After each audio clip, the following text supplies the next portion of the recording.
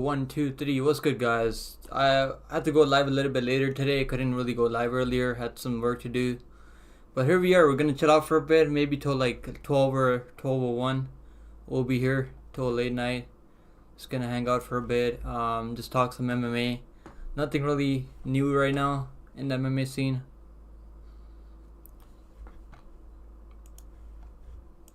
But here we are, man. Here we fucking are. We made it. Bilal Muhammad's been talking a big game right now for Edwards. He's saying that he's gonna finish him. I don't know if I can see him finishing anyone. What's good, guys? Fucking shout out to all you guys for showing up, hanging out with us. What's good, Hockey? How's it going, Hockey? I had a pretty busy day today, so couldn't even make it to AJ's stream. I know AJ went live today, but yeah, shout out to Hockey from home. Shout out to all you guys that's not in the chat right now. Let's just talk some MMA, man. Nothing really happening right now in MMA right now. I was gonna like just sleep, like maybe watch a movie or something, man. Like I'll go live for a bit, hang out with some of you guys. But how's it going, Hockey? How you doing today? Hope you're having a nice day. Let's go. Let's freaking go.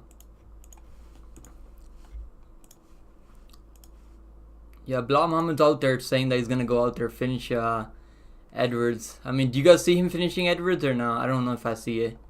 Yo, what's up, Paku? Shout out to Paku. Shout out to Hockey from home again. She said peace.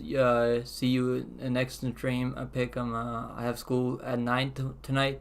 Damn, you have school at 9 tomorrow? Okay, no worries. Appreciate you coming and hanging out with us, Hockey. I'll catch you in one of your own streams next time. But what's up, Paku? How's it going, bro? How's it going today? Yeah, I was supposed to go live early. Like, I fucking had a pretty busy day today. Had to go get some work done today, so couldn't really make it in early. But then I was thinking, I was like, maybe I'll just won't stream today. Then I'm like, nah, fuck, I gotta stream today. Maybe just for a bit, hang out with you guys. I was waiting for some news to drop. I mean, there's not really any news dropping right now in MMA. Nothing really new happening. I mean, we got some new fight announcements, but not really like anything major. What's up, Monk Monty? I appreciate you coming and hanging out with us. Hockey said 9 a.m. Yeah, 9 a.m. Of course, you're not going to school at 9 p.m. First day of school. No more streams till April, though. Damn, that's a long time to go, eh? Holy shit! But I guess you gotta concentrate on your studies, right? You can always stream whenever you have time. But yeah, nothing really happening in MMA right now. There's some. I mean, Khabib's trending right now in MMA world right now, but nothing really. I don't think he's coming back anytime soon or anything like that. But yo, AJ MMA, what's up, AJ's MMA? Hope you're having a good day, brother. Said, yo, let me go to live chat so I can see all your messages in order. I just said, yo, what is up, guys? It's your boy Nick from Pick'em MMA. That's hilarious. Yes, that's the way I go live too. I'm so used to it now. It's like second nature to me, bro. I fucking say that every time. But yo, I hope you're having a good day, brother. I don't know if you streamed today. I was fucking too busy to catch anything on YouTube today. But yo, Paku said it's going good, bro. A couple of good rounds of heavy bag this morning. I feel great. Yeah, man, that's good, man. I want to get a boxing bag or something, like one of those like punch bags. I don't know what you call them. What do you call them? Punching bag? I think that's what you call them. But I gotta learn to like throw proper punches and shit. But like I'll get there at some point. Maybe I'll take some classes. I've been thinking about it just to like know how to fucking. I'm not thinking about training MMA or anything. Just for fun, you know. But yo, just fucking hilarious, AJ. Shout out to AJ, man. Make sure you guys go check out his content. I think AJ is close to getting to 500 subscribers now. He needs like 40 more. You're right there, bro. Shout out to you, bro. Putting out fucking daily content. I think you made a new video, right? Yeah, you made a new one, I think. Okay, that's the one you made. Will Hamza Chimaev still be a future champion? I like that. I like that video. That was a good video right there. I think he still can be a future champion, but he gets sick way too often, bro. Like, I don't know what's going on with he's got a pretty bad immune system. I mean, he's an absolute fucking savage inside the cage, but then outside the cage, just gets sick every other month. Like, damn. He just said I got caught saying the Nord on stream, but people forget I'm black on the inside. That's fucking hilarious, AJ. Holy shit. Yeah, I was hoping maybe we'll get some like official announcements for UFC 300 today. Dana White hasn't said anything. I mean, I haven't seen anything from Dana White. Let me see if I can see if we got any news today. I'll go check his Insta. Dana White's always doing live streams whenever he's got news. He's posting about his wife right now doing a fucking skateboarding, wave catch. I don't know what you call them. Fucking wave. I forgot what you call them. The fucking people that go in the lake and stuff to fucking board. I'm lost for words right now.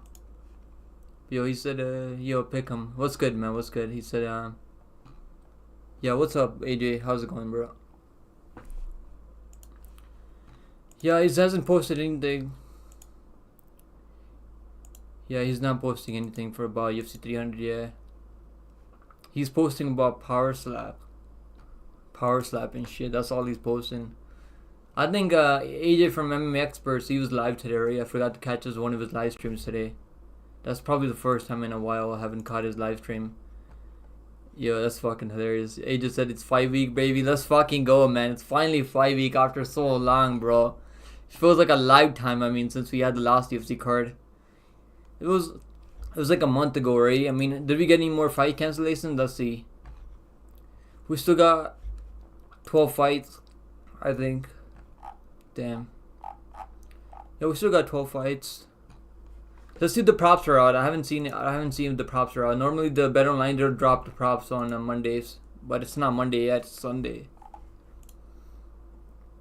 The props should be up till tomorrow, I think.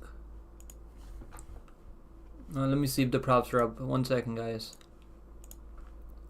Because there's a couple of props that I want to bet on. I'm trying to see. I don't think the props are out yet. Let's see.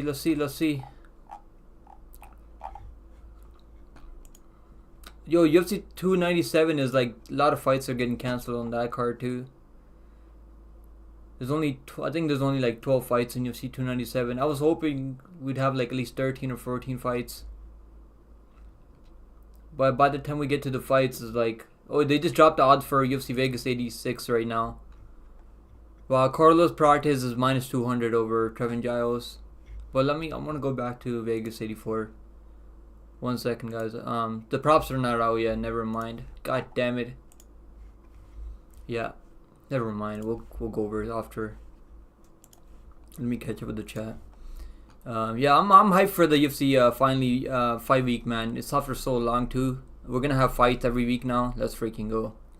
Yo, Spliffmaker, what's up, Spliffmaker at 21? Appreciate you coming and hanging out with us. He said, what did you think of the Walker versus Ankalaev 1? I mean, he said I had Ankalaev, but Walker scared me with that flying knee. I had Ankalaev in the parlay too, but he was back then. He was like minus 320 or minus 330.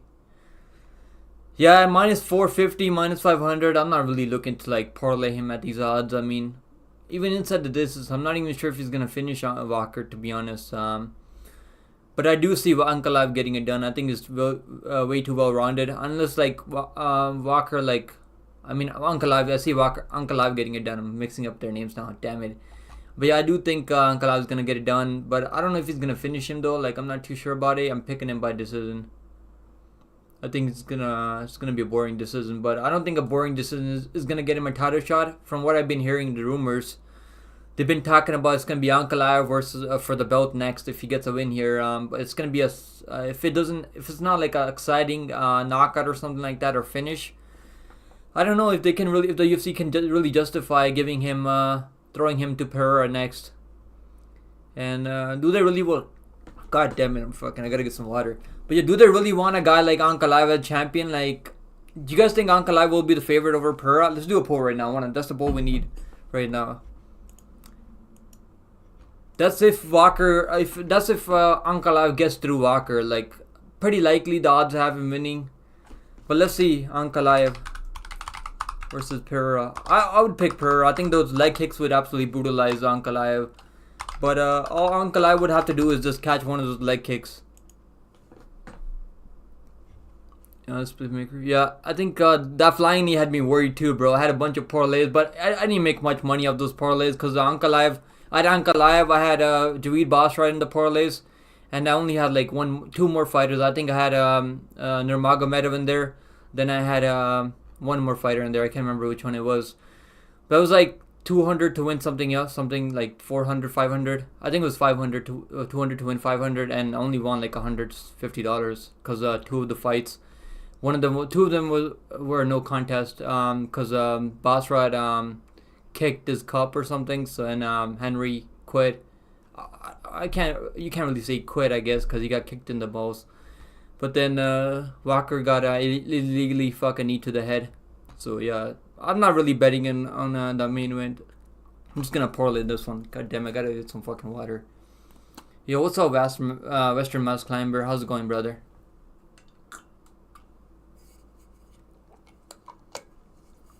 Ernie said, yo, I was just wondering when you were gonna come out with some new predictions. I've been looking at February events. I'm gonna be making early picks for that, bro. But right now I'm working on LFA 174. Cause I made a post last night about if we get 15 likes, I'll make a picks video for LFA 174. And then we already like 20 likes already. So fucking people are killing it with the likes. So I gotta go watch some tape on some of those fights. There's some fights on there, like the main event. Just Jacoby, I'm pretty familiar with him. We've seen him fight on Dana White Contender Series in the past. So I still gotta watch some other tape on some other fighters on that LFA 174 card. But I'm gonna be making early picks for the next upcoming cards. For Vegas 85, Vegas 86, I already think I made a video for a Vegas 85 card. Which was the Litze versus Imavov. I mean, that video is already out. But yeah, I'm gonna be keeping up with the early picks, bro, because then you can get some early value on the money lines before the money lines get steamed. Like, look at Tom Nolan, bro. This guy was at like minus 180 by the time we picked him up. Now he's like minus 330. So like that's like you beat line movement by double if you bet him back then, like we did. I mean, that's crazy line movement beating. Like if you're beating line movement like that in the future, like you're gonna save a bunch of money. Where's Nolan right now? I think Nolan's at minus 330 right now, yeah. And under 1.5 is minus 220. I do think the fight's gonna be finished in the under 1.5, but you're better off just betting Nolan by round 1 than under 1.5, because I don't think Mota's gonna knock him out. Nolan has a pretty good chin. Maker said, yeah, I read that one, I think. Yeah, that flying knee was so close, bro. That flying knee was like this close to fucking landing, and it was like almost like this close to his fucking chin. And he got lucky there that didn't connect. Cause Walker, like I seen him throw another flying knee. He made a reel on Instagram, and that dude's got some athleticism. I think Ernie said no, Western Mass Climber said hockey and AJ in this pitch. Pick him up. How's it going, Western Mass Climber? Hope you're having a good day, brother. Ernie said, yo, I was just wondering when you... Yeah, I read that one, I think. Yeah, I'll be making picks. I'm already ahead of some cards, bro. I'm already like up to the Litze versus Imavov card. So you can check out that picks video on the channel. Lucas Furrow. What's up, Lucas Furrow? Hope you're having a good day, brother. Let's go. Ernie said, yeah, I made my bets the same day you came out with your video, maybe the next day for Vegas 84. Yeah, that's why I wanted to make the video out early, because I knew the lines would get steamed. Because I knew most people that bet on MMA, they weren't really like, only the hardcore, like the people with like big pockets, like have a lot of bankroll. They're out there betting money. They bet the money lines right away. These guys that have like ton of money, like fucking hundreds of K, like millions of dollars, they bet on fights like right away as soon as the lines drop. They're betting on these fights right away. That's how they make money long term. But if you got like even like 10K or like 20, 30K bankroll, like you gotta bet on fights right away as lines drop, because you can beat a ton of line movement. Like look at Ikram Alizkerov. He was down at minus 120, and now he's like almost 2-1. Like that's the way you gotta bet long term. That's one of my plans, is to like get to money lines early. And try not to rely too much on parlays and props, because the props are risky, and so are the parlays. Yo, what's up, Andrew? How's it going, brother? Blue Cheese in the house. Let's go, Blue Cheese. He said, let's go Bills 14-14. Is it tied right now? I don't really watch NFL, bro, but good luck if you guys are betting on that or watching NFL. Western said, "Yo, I'm gonna lurk while I'll shovel some snow, gang." Damn, you live in Canada too, or do you live in like the north in America?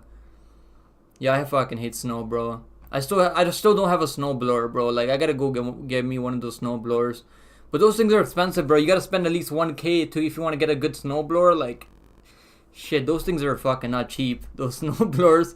I just move as much like I don't move my whole driveway. Like whenever I'm moving snow, I park the car like right next to my fucking road, cause the drive is like pretty long. So like I'll park the car like right next to the driveway, so I can just get off the fucking driveway. I don't have to. I used to clean the driveway like the whole driveway before in the past, but then I just realized I'm just wasting like one and a half, almost 1 hour cleaning the fucking driveway every day. Fuck that. Narasi said I only do parlays. I mean, that's how you're gonna make money, like a lot of money at one time. I mean, parlays you can make ton of money, but long term, like that's what I've realized. I used to do a lot of parlays in the past. Now I only do parlays on fighters that I'm like super confident in, like Cortez Acosta. I parlayed him back when he was minus 270 with Nolan at minus 180 and Cop at minus 182. And yeah, so you can do parlays, but you just gotta be careful because you're taking a ton of risk. But you can always hedge, right? Like as long as you put the fighter that you're least confident in at the last place, and then you can like do that instead, and then hedge at the end. So some people, what they do is they'll bet a ton of money on the money line, then hedge it with the prop. Like I know a lot of cappers out there were doing what they were doing was betting a ton of money on Leon Edwards by a minus 125, like 10 or 11 units, and then they just bet the Kobe Covington by decision. I didn't hedge because I didn't think Kobe Covington was gonna win, but if I was thinking about it, I won't even lie to you guys. At minus plus 250, I think that's what Kobe by decision was, and I was thinking about it, but I was like, fuck that. I don't think Kobe's gonna get it done. He was out for too long. But I'm like torn on the Edwards versus Bilal fight. I'm not sure if I'll be betting that fight. I mean, because I do think Edwards is gonna win, but Bilal's fucking looking good, man. Bilal's been looking good. Because they're picking Pereira over Ankalaev. I mean, damn, bro. Like I think that fight's gonna be close. I think will Pereira be the favorite? I'm not too sure. I mean, he's the champion. Just knocked out Jerry Prochazka, so he should be the champion. But man, Ankalaev is no fucking joke. He's too well rounded. So let's see how Ankalaev looks this week. We're gonna find out a lot about Ankalaev. But if you can't finish a guy like Walker this weekend, I mean, I don't give him enough like a big chance finishing a guy like Pereira then. Lucas said I made like $124 using your picks on that Emmett Mitchell card, only betting 25 of my own too. Hope you're having a good day too, man. Bro, I'm glad you made good money on that one, bro. But I was trying to tell people like not to bet Bryce. Like even he opened up at like minus 120, I think early on, right? I don't even know if he opened up he opened up at minus 120, and I put like a unit and a half on him at minus 140. But when I saw Bryce Mitchell at like minus 250, like before the fight, I was like, what the fuck is going on? Like Bryce Mitchell should never be a minus 250. But I'm glad you made good money on that card. We went like 9-3, bro, on picks on that card. We called some good underdogs there. We went 2-2 on underdogs. I think we called Gaziv at plus 150 and Lipsky at plus 164. I think Lipsky was even a bigger dog. But yeah, Lipsky made me good money. I also had a play on the under 2.5 in Lipsky fight. Because I was like, I wasn't sure if Lipsky was going to go out there finisher. Like, I wasn't confident in that. But I was confident that Lipsky was going to get the win. But I was like, not sure if she was going to finish her. But I'm glad she finished her. Absolutely fraud checking O'Neal. Marlon said W late night stream. I appreciate that, bro. I'm glad you guys like the late night streams. I go live whenever I can, bro. I gotta keep up at like a certain time when I should go live. I normally try to go live at like 6 or 7 or 8, like. But sometimes when I'm too busy during the day, I'll go live around this time. But I'm glad you guys are coming in, hanging out with us, man. Shout out to you guys. Ernie said that Jasmine Jastovic's line is already changed widely. Yeah, I don't have any bets on her. Like, I think she's gonna win. I mean, she's got to be one of the biggest, like, most confident plays on the card because she's got the wrestling, she's got the Crimson Chin, and she should win, right? Like, but fuck, man. Like, I'm not betting no women's MMA or parlaying at minus 3. I didn't think over even minus 200. Like, I'm nervous to parlay women's MMA at those odds, but I do think Jasmine is gonna win. I'd probably look at the submission or decision prop, to be honest, if you guys are gonna be betting on her. But yeah, I don't know. I don't know if I can get myself there. But you're right, man. That the lines are fucking wild, to be honest. I think I caught up. Andrew said, let's go, man. Let's go, Andrew. Zero Balance MMA. What's up, Zero Balance MMA? Shout out to you, bro. Coming and hanging out with us. I see you in AJ stream all the time, too. Western Mass Climber said, I live in Western Massachusetts. Damn, bro. It's fucking snow. There's a lot of snow up there, eh? Holy shit. Lucas said, make enough in bet to buy a snowblower. Manifest. Yeah, that's what I got planned next. Like, I was gonna buy a snowblower last year, but then I just fucking just, like, I don't know. Then it stopped snowing. Like, this year hasn't snowed that much up here in Canada. But yeah, I might get one. I might get one of those snowblowers. I had one in the past, but it broke. Fucking, I had one of those ones that ran on the battery, and it broke. I was gonna get a, like, so I was thinking if I should get a fucking lawnmower, or if I should get a snowblower. So instead I got a lawnmower because I fucking needed a lawnmower. And those things like cost me like $900 for the lawnmower. So like I was like, fuck, it's tough, bro. When you gotta go buy all the stuff, like you're spending like almost 1K on this stuff like that. You don't fucking. It's tough spending that much money on household stuff. Lucas said, Ernie said people hate Bilal. I think I will get good plus money. Yeah, I think he's gonna be the underdog for sure. Cause he was losing the fight to Leon in the first fight. But I do think he's made some big improvements since then. I'm not like really a big Bilal fan, to be honest with you guys. I mean, you could probably tell that, right? I mean, I bet on Edwards like big time against in the first fight against Bilal, and it wasn't like a good line or anything. I mean, Edwards was like over 30-1 over Bilal in the first fight, and he was piecing him up. He landed a good head kick, stunned Bilal, but Bilal has a crimson fucking chin. I don't think people talk about Bilal's chin. I know he got knocked out by Luque early on. Bro, Bilal can take a fucking kicks, like head kicks, big punches. Like, Bilal's got a fucking chin on him, man. Bilal's got a fucking crimson chin. Now he's got a crimson chin. I don't think he had a crimson chin early on. Yeah, Ernie said, maybe I won't, but I'm tempted. Yeah, I can't blame you, bro. Like, I was so close to betting Bilal at plus money against Burns, and I just fucking, like, I watched too many other channels, like, talking about how Bilal is not good, and I couldn't, like, even myself, like, I've never really had a easy time betting on Bilal or like making money on Bilal fights.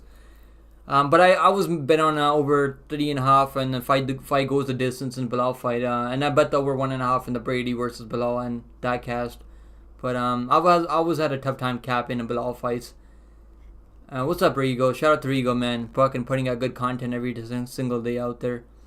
Rigo said he's drinking hot cocoa during snowy days, based or soy. I mean, like, I drink cocoa, like, I think it's based. I mean, there's nothing wrong with drinking fucking cocoa. He just said that Bilal ate that head kick. Usman couldn't eat it. Bro, I think there's yeah, you're right. I mean, I don't know if that head kick was that, like, as fast, the one that he landed on Usman. But holy shit, bro. Bilal's got a fucking chin on him, and, like, shit. This dude can take a big shot. Yo, Scott. What's up, Scott?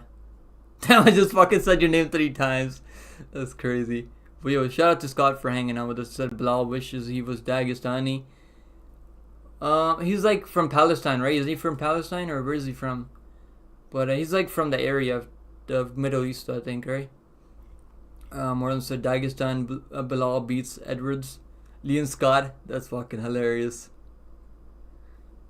Andrew said, and the leaf blower. Yeah, leaf blowers are not that expensive. I got one for like 150. Those leaf blowers are not that expensive. I gotta go like get better batteries. You know, the battery, the 20 what do you call them? 20 fucking mAh batteries. So I gotta go get a better one.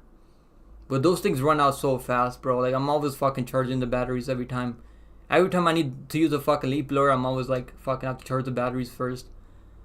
Pro Simone Bets. What's up, Pro Simone Bets? He said, let's get this money. Let's freaking go, boys. It's fucking 5 week. I mean, we're already in 5 week now. Let's go. We only got a couple of days left till the fights. I mean, I'm gonna get so hyped when they start announcing the fights, and I'm gonna start fucking sweating. I haven't sweated in a long time, so I missed sweating before the fights. It's always a fun time sweating before the fights when you get a ton of money on the fights.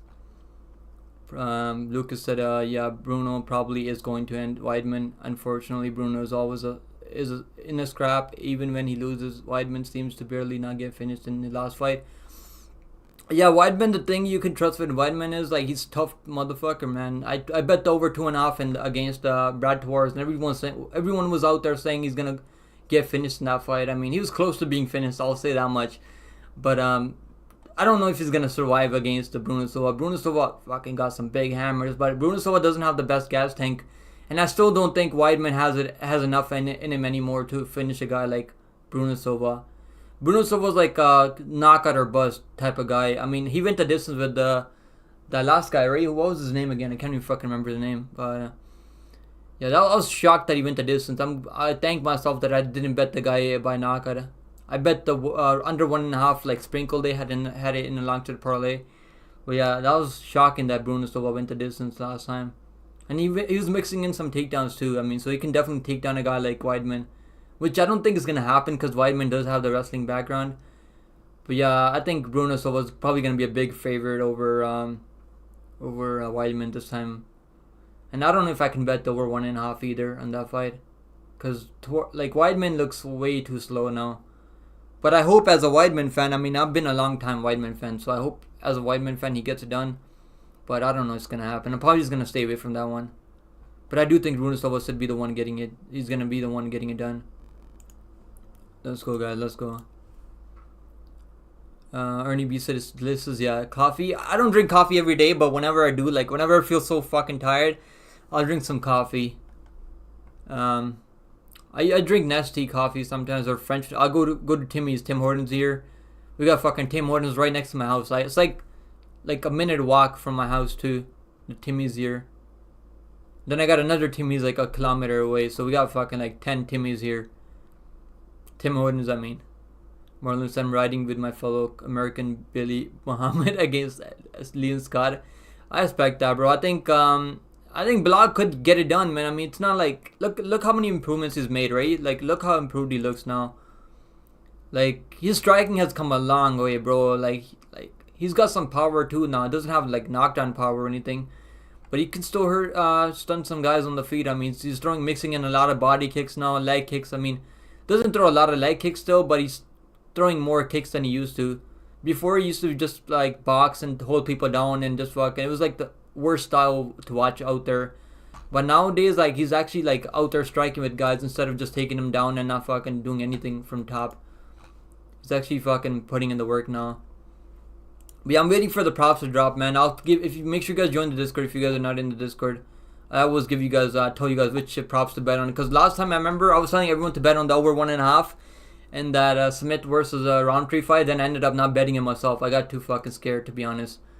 I should have bet that. It was at plus 124 early on when I told my Discord to bet on it. Plus 124 for the over 1.5 and Roundtree versus Smith fight. That was one of the totals that I should have bet on, but I ended up just fucking not doing it. I'm fucking just not reading the messages in order, I think. I have the live chat on now, so it's not the top chat, so I should see the messages in order. Ian Scott said, yeah, Bilal is from Chicago, where the snow is laced with blow. They drink whiskey, not cocoa. Yeah, you're right, bro. But the thing about Bilal is this dude is fucking training all the time. That's all he does. He's really committed to the game, like, and he's gonna get, like, I think he's gonna become a champion someday. Like, I don't know if it's gonna be against Edwards. I mean, it could be. He could definitely put a pace on Edwards that Usman did in the second fight, and not get head kicked.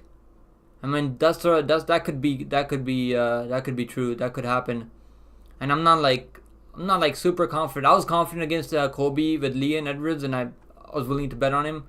But against Bilal, man, I'm just like, shit, man. I don't know if I'll be betting against Bilal. Even though I think Edwards should win, but he's too fucking, like, throws way too low volume out there. He's too fucking, like, doesn't throw enough output out there.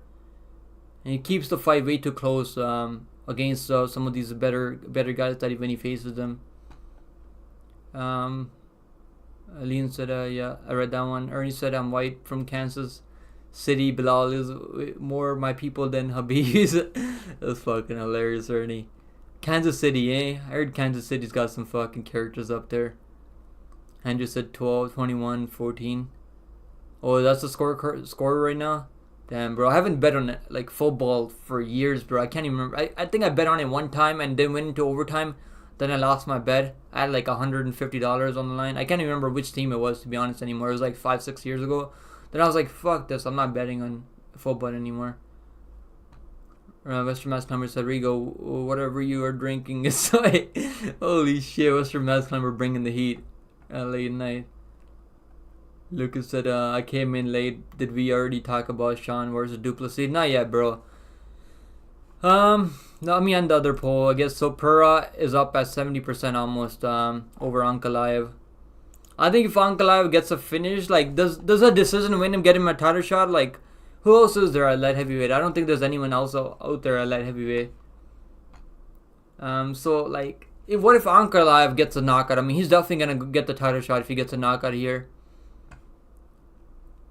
I think Lucas said a new poll for that. Let's do it for Ankalaev versus Walker. Let's do it. I'm hoping Walker fucking wins because there's no excitement with Ankalaev. Ankalaev just kind of a wet blanket out there nowadays since he's been in the top 10. And I've seen him get knocked down by Thiago Santos too. He got hurt bad against Santos, but I think he's way too well-rounded, so I'm just going to stay away from that one betting-wise. But I'm excited to see how it plays out because these are two big boys going at it, so anything can happen at this weight class. I'm not even betting under 4.5 anymore. I'm not even going to parlay that because I've fucking lost a ton of money in the past betting under 4.5 rounds in these light heavyweight fights. Because you expect these big boys to go out there and get an early finish. Then sometimes they're too hesitant out there. They're too scared to fucking exchange in the pocket. And they're not really out there fucking doing what they're supposed to be doing. So yeah, I'm just going to save it from that one, man. We're just going to chill. We're just going to be up on the night, I think, with the best that we already have in. And we're just going to be chilling back, kicking back and chilling and watching that as a fan. There's no need to bet every single fight out there. I tell myself that every time and I fucking end up betting almost every single fight. But there's some fights that I'm staying away from now. Some women's MMA fights. Even though I say that, I already bet on fucking, what's her name, Queen Silva against Murphy. I was going to stay away from that one, but then I was like thinking in my head, I was like, yo, Murphy's like 40 years old now, so fuck, like, should I just stay away from that one? Or I think Queen Silva's going to go out there and submit her early. Queen Silva was like one of those better girls in women's MMA. She's out there finishing these girls. And I bet on her by submission last time too. And she went out there and submitted that girl. She wasn't even like a big heavy favorite last time. She was over like almost close to 2-1, I think. Or minus 180. I think I'm fucking missing reading chat in between. I gotta read chat in order. He just said, I think David Anama should stop calling out Melquiz Acosta, who just got really KO'd. Did he really call him out? Wow. I mean, like, David Anama, he's been in the UFC for a minute now. Why is he calling out these newcomers? He should be fighting someone, like, close that's been in the UFC for a minute. And fight someone like Steve Garcia. Yeah, that would be a good fight, honest. That would be a banger. But, bro, like, Steve Garcia's a freaking menace, bro. Like, that dude's got a ton of power. And I don't think there's many guys out there calling out Steve Garcia now after what he did to fucking Costa. He fucking brutalized him. I mean, did you see? It almost looked like fucking Costa got hit by a truck or something out there. Holy shit, he's bleeding from everywhere. Like, fucking looked like he just like took on a head-on collision like on the highway. Like, fuck, man. If I was David Anama, I wouldn't be calling out Steve Garcia. But maybe because I'm not a fucking MMA fighter. But he should be calling. That's the fight that makes sense for him, to be honest. Damn, bro. I don't know there's many guys that are going to be out there calling out Steve Garcia after what he just did. He's on like a 3-fight knockout streak right now, too. He's out there knocking these guys' fucking heads out right now. Scott said Bilal is already the greatest welterweight of all time. Changed my mind. I don't know if you can call him the greatest welterweight. I mean, he's got more top 10 wins than I think even Leon. But Leon just beat up Usman twice. And beat Kobe Covington.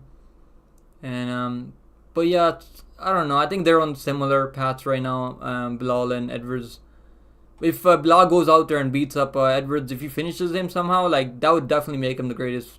I don't know if you can really call him the greatest welterweight. I think greatest welterweight is GSP right now. Usman was right there, bro. Usman was right fucking there. If he didn't take the head kick from Edwards, like, I think he was right there. I mean, even, what's his name? Anderson Silva and GSP, like, I think those are two, the best welterweights out there. No, fuck, Anderson Silva was a middleweight. Now, what am I talking about? Never mind. Anderson Silva was a middleweight. But GSP is the best welterweight out there, I think. Lucas said the greatest welterweight, GSP, you're trolling. I think GSP right now, like, Usman was right there. I think Usman is the second greatest welterweight.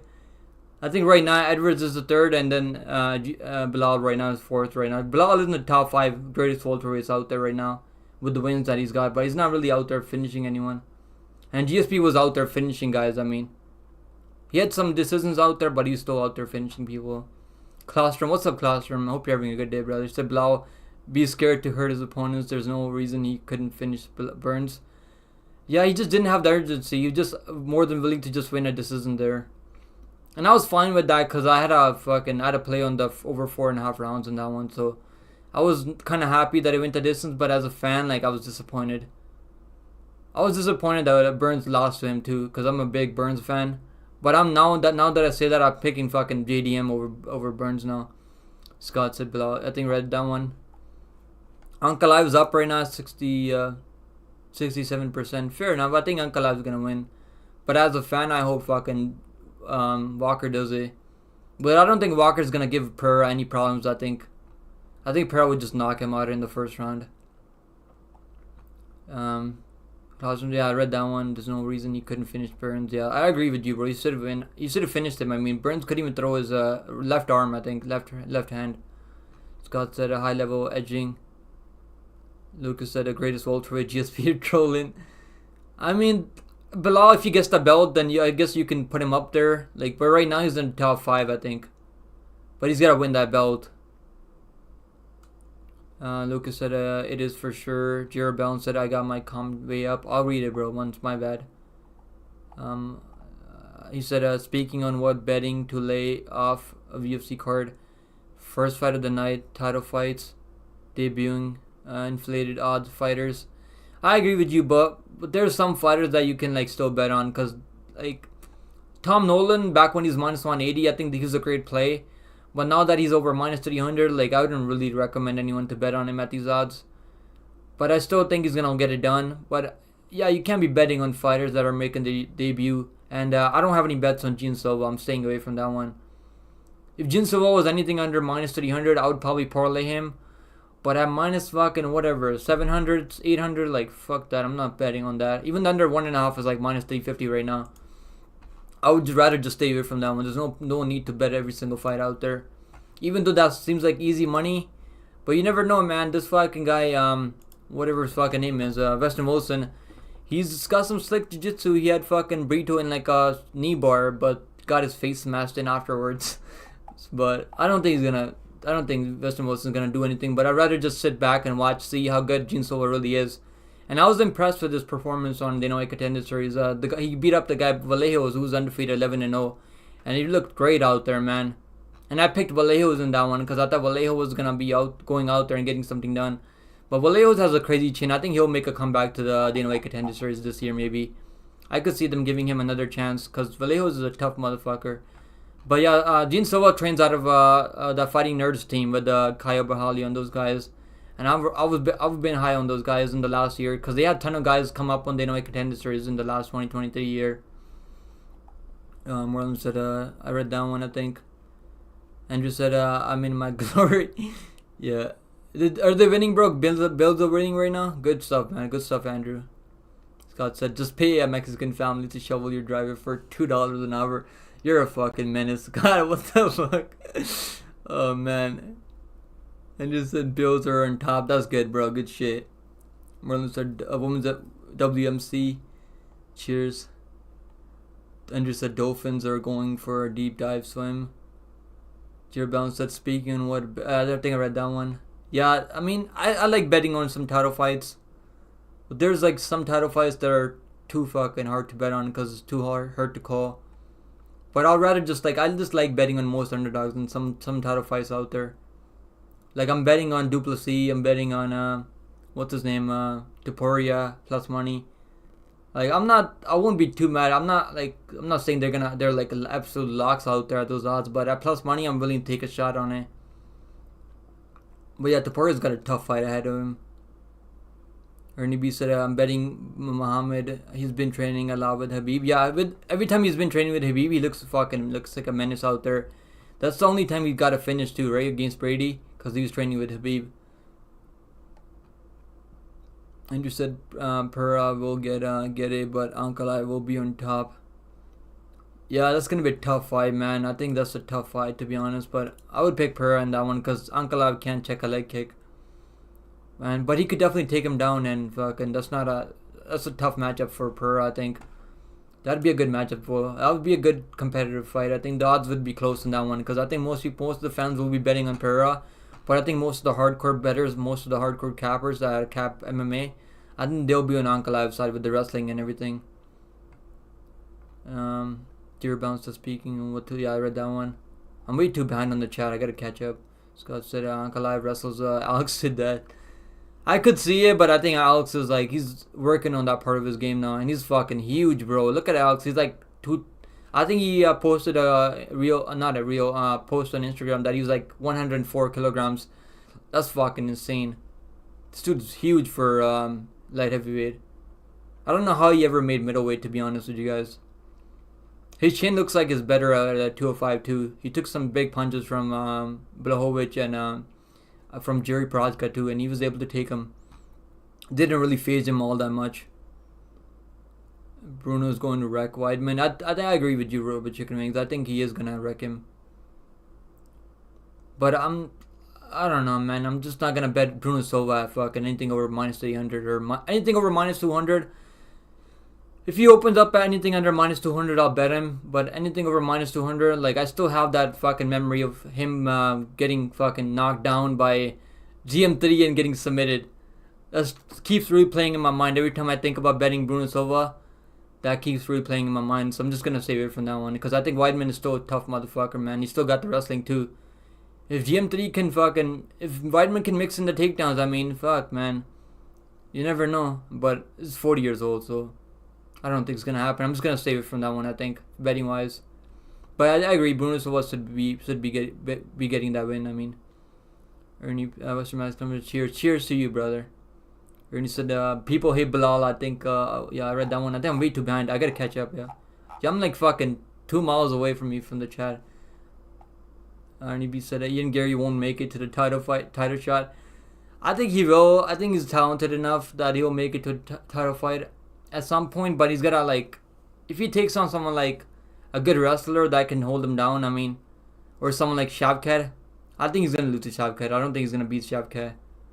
Monk said it's a Rigo take. I agree with yeah, but Gary beats Shavkat. You think Gary beats Shavkat? I don't think so, man. I know Shavkat didn't look too good against Wonder Boy, but his foot was fucking messed up, so I guess he's gonna look better next time. That's why he wasn't out there throwing any kicks. Lucas said, it's late over here. Good night. Take care, guys. I appreciate you coming in, hey, Lucas. Good night to you, brother. Prosmo said, Ian does passed all his exams with A plus 90% alpha grades. That's fucking hilarious, dude. I think he turned off the comments on his Instagram too. Ernie B said if he does it will be by design or in a few years. Yeah, I think they're taking their time with Ian Gary right now. They're giving him Jeff Neal now. They're taking it as long as they can with Ian Gary because they're trying to build him up. And Gary's like kind of turning into this heel now, turning into the Colby Covington 2.0. Prosmo says Steve Garcia versus Diego Lopez. Wow, is that official? You mean Steven Garcia? I think that'd be a fucking banger matchup, to be honest. But I would pick Diego Lopez in that one because I think he could submit him. Scott said Shavkat beats Machado in every single place a fight can go. Yeah, I think I agree with that, bro. I think Shavkat's too well-rounded. He's got some power in his hands too, and he's got the submission threat on the ground. Western said you crazy. Will wins Strickland wins. Yeah, I might be crazy, bro. I might be crazy, to be honest, but I think there's a chance, man. Duplessis fucking looked like a menace out there, and I was one of the few people that was picking him to win there against Robert Whittaker. And I'll be honest, I didn't bet him because I was like thinking too much into it. I should have bet him now that I think about it. But yeah, that's what everyone was saying last time too, that Duplessis is not gonna beat Whittaker, and then he goes out there and beats Whittaker. So bro, this is MMA, man. Like no matter what you think, like anything can happen in this game. I'm not picking against a guy that's been cashing as an underdog over and over and over. And I'll bet on him this time. But yeah, Strickland looks fucking good. I mean, he looked great out there against Izzy. But let's see, man. Let's see what's gonna happen. I mean, it's gonna be a fucking good fight. Scott said, Chef, I gotta fucking, I'm already reading the same chat. Rigo said Strickland will win a dominant decision. He could, man. I think he could. 4-1 Strickland. I think it could be 3-2 at the very. If Strickland wins, it's probably gonna be a decision. But I think Du Plessis can get it done. I mean, Du Plessis can put a pace on him in the first three rounds, and we've seen Strickland get knocked out a couple of times. So let's see, man. Maybe Strickland is a completely different fighter now. Completely styles on Du Plessis. Let's see, man. Let's see. You're the fucking Mac if you say that. And if it happens, I mean, he's favored to win too. I mean, Strickland's favored to win. So let's see what happens. But I'm on the Du Plessis side. Prosmo said Ajir Bones, bet Mario Batista plus 130, and then bet Mike Malott, Sean Woodson parlay. I wouldn't parlay Sean Woodson personally. I think Jordan is gonna get it done. Woodson's a decisionator, and he's not gonna win a decision in Canada, I think. Unless he clearly wins 2 out of 3 rounds. But I still have that fight of him against Saldana replaying in my head over and over. And he was getting knocked down all over the place by Saldana. Rigo said, Scott said, I can't pick Du Plessis versus Sean Strickland, too close. Could go either way. That's what I'm saying, bro. I'd rather be on the plus money side at Du Plessis at plus 130. I'd rather be on that side than fucking betting Strickland at minus 130, minus 140, whatever he's at. I think that's a 50-50 fight right there.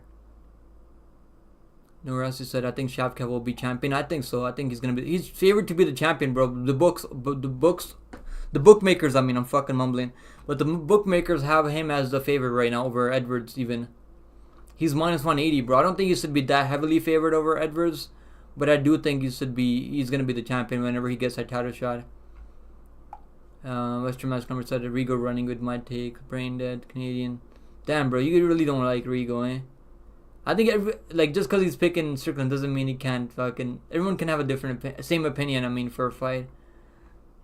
Scott said, Sean could piece him up, but Du Plessis ragdolled Whitaker, bro, got inbred strength bonus. Yeah, bro, Whitaker, not many people go out there and do what he did to Whitaker, I mean. That's what I said. That my reasoning for picking Du Plessis, if you go back and watch that video, early picks video that I made, that's when I started my channel too. I don't know, that was 5-6 months ago, I think, or 4 months ago. That's what I said. I was like, this guy just finds a way to win, man. This guy just he's got some big power. He's a big dude for the weight class too, and he just finds a way to win every time out there. And he could be getting pieced up, then out of nowhere, just lands that big bomb, then hurts these guys. I mean. But I don't think he's gonna have the grappling success against Strickland, because he's put on some size for this fight. I mean, but let's see what happens. I mean, he's gonna have to knock him out. I don't think he's gonna win a decision against Strickland. Ernie said, yeah. Also, I see Islam moving up to welterweight in about a year. Yeah, I think he's gonna move up to 170. I don't think there's much left for him at 155 anymore. He's having a tough time making 155 now too. He just said pipe down Western Mass. So said I picked every big upset in 2023. I don't even bet. That's crazy, bro. If you call that, not many people out there call Strickland over Izzy, and I definitely wasn't one of them. But that's crazy, bro. Good shit. Crossman said most people said Du Plessis would lose Strawberry, and he mauled him, and people still counting him out. I think it's most people that are picking Strickland is just a matchup, bro. I don't think they're really counting Du Plessis out. I think they're impressed with what he did to Whitaker. But it's just the way he fights. He looks too sloppy out there. That's the thing with Du Plessis. He looks kind of sloppy out there, and just the way his style is he's not super technical. But Strickland is definitely more technical, I think. But he's got big power, and he's a big dude for the weight class. So that's why that's one of my reasonings. But I still gotta do some fight tape study for that fight. I already watched Strickland versus Izzy fight again. I already watched Du Plessis versus Whitaker over again, and then I'm still picking Du Plessis there. Ernie says some can move down, so he has to move up soon. I don't think he's ever gonna make 145, bro. If Islam makes 145, he's gonna have to cut off a fucking leg or arm. One said Strickland ate Pereira's left hook and did get flatlined. Du Plessis couldn't finish Blonde Brunson on the ground. I'm going Strickland. Yeah, I mean, Brunson, bro. The thing about Brunson is, that was before the nose surgery, so you never know, bro. He looked like different fighter out there against Whitaker. But yeah, I get everyone that's picking Strickland. I mean, I get why everyone's picking. He's been in the UFC for over 10 years at this point, and he's got like black belt in Brazilian Jiu-Jitsu too. One who said Strickland ate Perez. Yeah, he didn't eat it, bro. He fucking got knocked down. It's not like he got knocked down and then he got sniped with the fucking went to sleep like for like a second. So I don't think he ate that left hook, to be honest. I mean, he got dropped to his fucking knee. He got buckled there with that left hook. So I wouldn't really say that he ate that left hook. Someone that eats a left hook is probably like Marvin Vettori. I think he's the one that's out there eating left hooks for fucking lunch, dinner, and breakfast. You said get back to work, Western Mass. If you were shoveling my property and I saw you texting, I wouldn't let you finish the job, then not pay you. Damn, Rigo out here fucking bringing the heat. Angus said, any chances of Johnny Walker putting Ankalaev in a Boston Crab?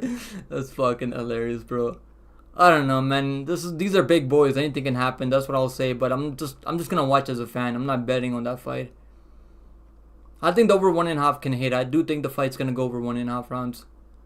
Cause I think Walker is a little bit pacing now. He's not out there throwing like crazy fucking. He's still out there throwing these flying knees and stuff, but he's a little bit more pacing this time now. Ernie said, "What happened to Covert, bro? I don't know, man. What fucking happened to Covert? I mean, rest in peace, Covert, man." Holy shit. We've been praying for Covert every single day and I haven't seen him around in a long ass time. I don't know what happened to Covert, bro. That's what the $1 million question is. What happened to Covert? Western said back to shoving. Narasa said who would Du Plessis fight if he loses Strickland? At a middleweight, I mean, who would he fight? Honestly, I don't even know, man. Probably Izzy. I could see them running it back, to be honest, but that would be a good big matchup, to be honest. But I think what the UFC is planning for right now is Du Plessis to get it done, and then they probably run Du Plessis versus Izzy. That's what they're probably planning for right now. But if Strickland wins, I mean, who's gonna fight? Who's the Strickland gonna fight next? I mean, maybe they give Izzy a rematch against Strickland now. I mean, Izzy was very active champion, so I could see them giving him a rematch. I don't think if Conor goes out there and gets a win against Chandler, I'm not even sure if that fight's gonna happen, to be honest.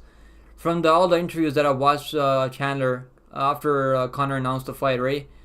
Chandler's not even sure that fight's gonna happen. He's out there saying like he hasn't heard anything. Like he's talked to the team and stuff. Like from what like Chandler's saying out there, like doesn't really seem confident that fight's gonna happen against Conor. Boston Crab said, that's fucking hilarious. Put him in a Boston Crab. He said, Rush Mouse Clamber, you wouldn't be allowed into my house. I would just call the police when you're done and say you're trespassing. What the fuck, Rio? That's hilarious. Scott said, we've seen Strickland chin versus Alex, but does Du Plessis have Alex power? That's my question. I don't think he's got that type of power, but I mean, fuck, man. Like Whitaker was covering up. He had his guard up high too, and he just got cracked through the guard. I mean, so Du Plessis got some big power too, and he throws everything into his shots too. That's what like whenever you see him knocking these guys out, he's throwing his whole body weight into it too. That's why he's like dropping these guys. And like you gotta have some big power to like get through people's guard and drop him. And look at his shot selection too. He when he heard Whitaker, right? He went to the body with the right hook. Then he went up top. He wasn't just head sniping to the head only. He was going to the body, mixing it in. Yeah, let's see. We're gonna find out how good Du Plessis really is against Strickland. Because if he goes out there and knocks out Strickland, then we're gonna know how good he really is. I mean, but beating a guy like Whitaker's only lost to Izzy in the last couple of years. Now he lost to Du Plessis. Angus said, how often do you stream? I'm new and I'm enjoying the stream. I appreciate that, bro. I stream almost every single day. I try to stream almost every single day, but some days I'll probably just take a break here and there. But I try to stream almost every single day for at least 2 hours at least, or an hour and a half. But I'm glad. I appreciate that, bro. I'm glad you're enjoying the stream. Pico said, oh, Western Mouse Climber, I own you. Damn, you guys are fucking absolutely going back and forth, eh? Angus said, Volkanovski's gonna smash Vesemite or Roseboy's grave. That's fucking hilarious, bro. The thing I don't like about Topuria is like he's already calling himself the champion. He's already got the belt, picture with the belt and stuff. Like that's fucking cringe. Let's see, man. I might fucking flip to Volkanovski. Like I don't like what he's been talking about and all this other stuff from Topuria. Like, seems a little bit too cocky. And the performance that he had against Emmet was pretty impressive, man. He had like a 10-7 round in there. Not often that you guys will see 10-7 rounds in MMA in the UFC. And one of the judges gave him a 10-7 round. But I was hoping he was gonna go out there and finish Emmet, and he couldn't do it. So, but yeah, Emmet's a tough motherfucker. I mean, look at Emmet. He's got some ton of power too. And Topuria just absolutely ran through him. Not ran through him. I mean, fucking beat the piss out of him for 5 rounds. But let's see, man. Volkanovski, if anyone can go out there and make Topuria look like easy work, it's Volkanovski, I mean. And just because he lost to Islam Makhachev, I get it. I mean, there's no shame in there. And he took that on 10 days' notice. Imagine Volkanovski just goes out there and out wrestles Topuria, like, and just absolutely puts it on him. That would really like cement Volkanovski as one of the best ever to ever do it at 145. He's already like the best to ever do it at 145. I think next to Jose Aldo and those guys. Jared rematch. I don't know if I want to see Jared get another title shot. I know he looked really good out there against Vettori. Bro, that first rematch was so horrible. Like I was pinching myself for fucking paying $80 for that pay-per-view. Izzy versus Jared Cannonier. One of the worst main events I've ever seen in my life. Even though I had a fucking Izzy in a parlay and I had the fight Izzy wins by decision, I also sprinkled on Izzy by knockout. So I was hoping maybe he would go out there and get a knockout or something, be something exciting. But that wasn't even like a fun fight or anything. He was just like kicking his legs, touching his legs. Not even kicking him, I mean. Touching his legs, pitter patting. Worst fights. I mean, I really hope if Jared Cannonier gets another title shot, I hope it's gonna be a good fight. I know he has got the win over Strickland Ray, so maybe he looks really good out there this time. But yo, thanks for subscribing, Angus Morgan. Appreciate that, brother. Winner of 297 gets rushed to fight Izzy. That's what I think is gonna happen. Maybe UFC 300. I could definitely see them running something back at UFC 300. If Duplessis gets it done, I could definitely see Duplessis versus Izzy. But would Duplessis be willing to make a quick turnaround? I think if he doesn't take a lot of damage, or even if Strickland doesn't take a ton of damage, either one of those guys, they don't take a ton of damage, I could definitely see them running something back at UFC 300. Right now, UFC 300 is not looking good, bro. The main event right now in Topology, they have Edwards versus Bilal. I'm okay with that being the co-main event. I don't really want to see that as the main event, to be honest. I don't think anyone wants to see that as the main event. Scott said, "But bro, Conor Chandler is not a real fight. Conor literally just trolling the world." I don't know, man. That's what I think is too. I was suspicious that's probably what's happening. Fuck, man. Like, but Conor, every time he's out there announcing fights, like he's not really a guy that's gonna pull out of fights. Well, let's see, man. Let's see. Well, look, we got Mr. Pibbs in the chat right now. What's up, Mr. Pibbs? Haven't seen you around for a long time. Did your other account get banned? Or what's going on? Yog, what's up, Rogue? Yog. My lock of the card is Jim Miller, man. I'm going with an absolute savage lock of the week. I mean, Jim Miller for fucking lock of the week. I could have probably picked Tom Nolan or fucking what's his name, Freed Bosrod, or like all these Manol Cap, maybe like all these other guys, but there's no fun in that one. I want to be sweating before the fight, so I'm picking fucking Jim Miller. Jim Miller's, I'm nervous about him being 40 years old and just looking slow, but I think he's looking better than he ever has. I mean, Angus said Volkanovski gonna smash. I read that one. Scott said, yeah, I read that one. Yeah, I think that fight's gonna happen, but I don't know if it's gonna happen at 185. But I think if that fight wasn't gonna happen, I don't think UFC would have kept Chandler away for that long. Cause Chandler does sell some pay-per-views out there, so I think the UFC would have kept, Dana White would have kept Chandler active instead of just keeping him on the sidelines. So I do see that fight happening at some point, but I don't know if it's gonna be a 185. I think it could be a 170. Let's go, guys. Let's freaking go. Yeah, there's no news about anything right now. Let's see if there's any news on Instagram right now. Strickland, yo, he's out there fucking getting injured right now. Did you guys see that? He's out there like playing around with the fireworks and stuff. He fucking took some burn marks out there. Yeah, fucking Strickland's a fucking menace. What about Joshua Van? I mean, Joshua Van, I'm picking him to win. We're betting on him. I mean, but bro, he's like over 2-1 over. So I don't really want to pick a lock of the week at over 2-1.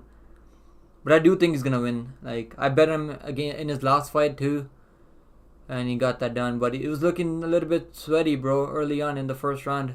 Borjas cracked him, but what Joshua Van showed us that he's tough enough to go through that and still win the second and third round. Joshua Van I think he's one of the.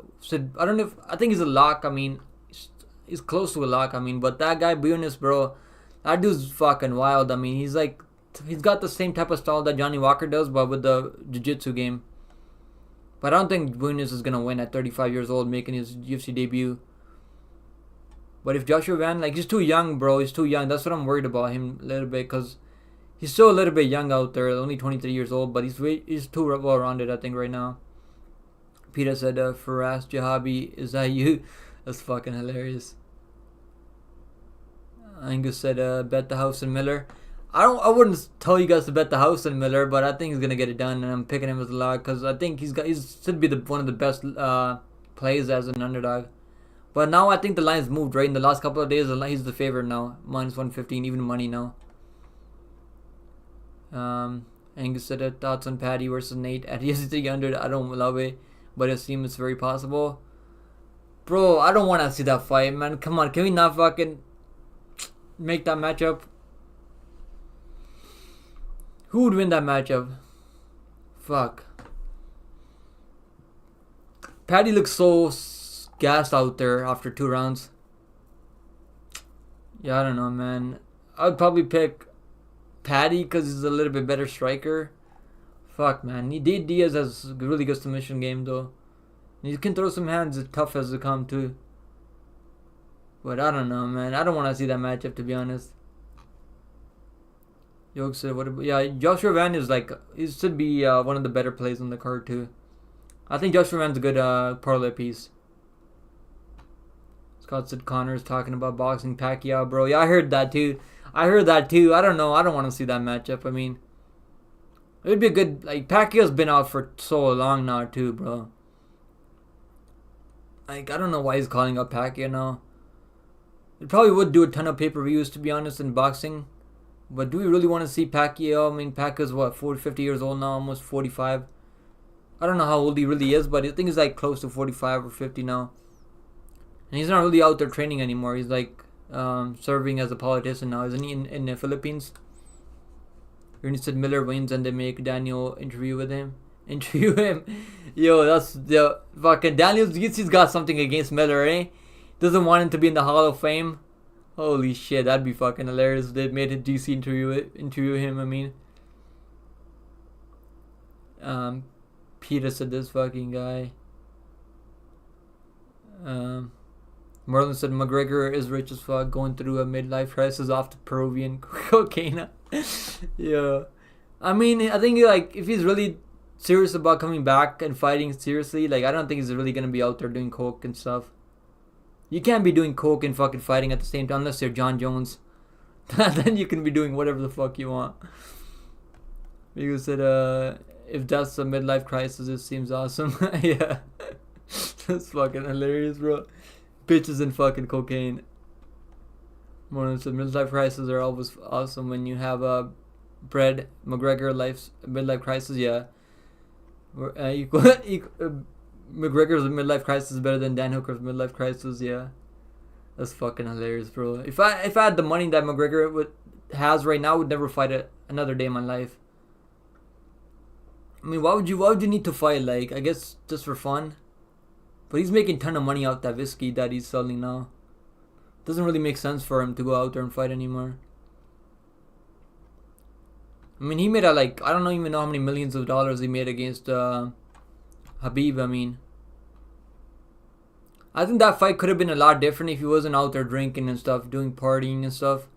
I still think Khabib would have beat him, finished him, but I think it would have been more competitive, to be honest. I don't think he would have got his ass kicked the way he did. But he was out there drinking whiskey before in the press conference and like not taking it serious. He thought maybe he was gonna go out there and knock him out, like he was knocking out these 145ers and hours. I mean, I'm fucking sad that Khabib retired so fast. Like, yeah, I'm sad that he fucking retired so fast. Rigo said a true Marlon. What did Marlon say? He said, yeah, I agree with that, Marlon.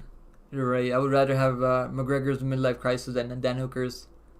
Angus said, hard take if it was a 5-round fight. Tony would have beat Paddy. Paddy definitely beat Tony, but he was so gassed. I think Tony would have pulled it off if it's a dream. But let me dream.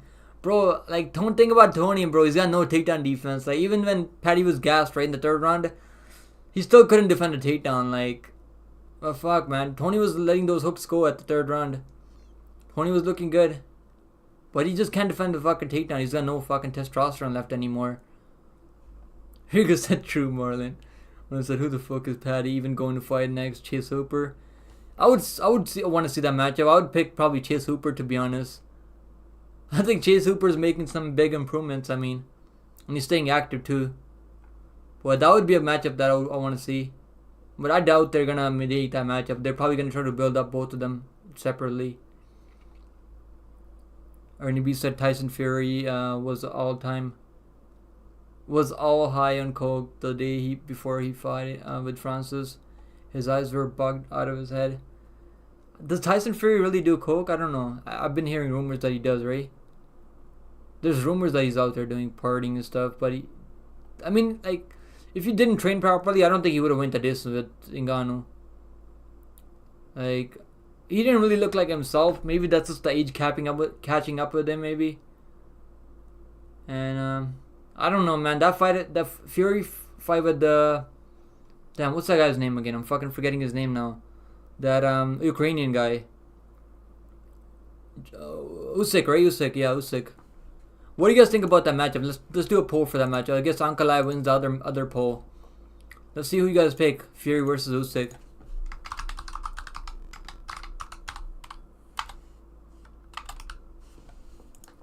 I'm picking Usyk, man. I think Usyk's gonna fucking beat him. Even though Usyk's like way too small. But yeah, Usyk's got some speed on him too. Yo, Peter, is this all you do, man? Just fucking come out here and troll for like... Just take it fucking easy, bro. Go take a little nap. Go take a 30-minute nap.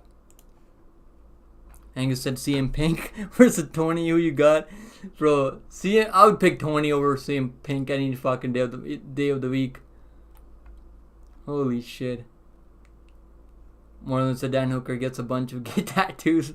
McGregor rails lines of coke with baddies on his Lamborghini. Yeah, I would pick fucking McGregor midlife crisis any fucking day. Holy shit. Yeah, CM Punk look horrible out there. I mean, holy shit. They gave him the easiest fight they could to CM Punk too. I remember that matchup too. He made a ton of money in that matchup though. I mean, he made a ton of money and he took that bag. Kristen said, here we go, shut the fuck up. Hands to YouTube gods. I will never make it an ALT. I don't think Western Mass Climber is out there making ALTs, Rigo. I think he's a freaking savage, man. I don't think he's out there making ALTs. I think that's just fucking Mr. Pibb's ALT. I think that is Mr. Pibb's ALT. I've seen him. I think I timed him out on his Mr. Pibb's account and then he came back in the PETA. So that's Mr. Pibbs right there. I told him to take a 30-minute nap. Let's see if he comes back on the ALT account. He said Moicano should fight Brendan Buckingham. What the fuck? Holy shit. Bro, Moicano versus Dober, that's actually a banger matchup. I mean, I can't wait for that matchup. That's an absolute banger. I'm picking Moicano. Maybe I'm biased. I think I am a little bit biased picking Moicano. But yeah, I think Moicano can get it done, but I'm worried about his chin a little bit.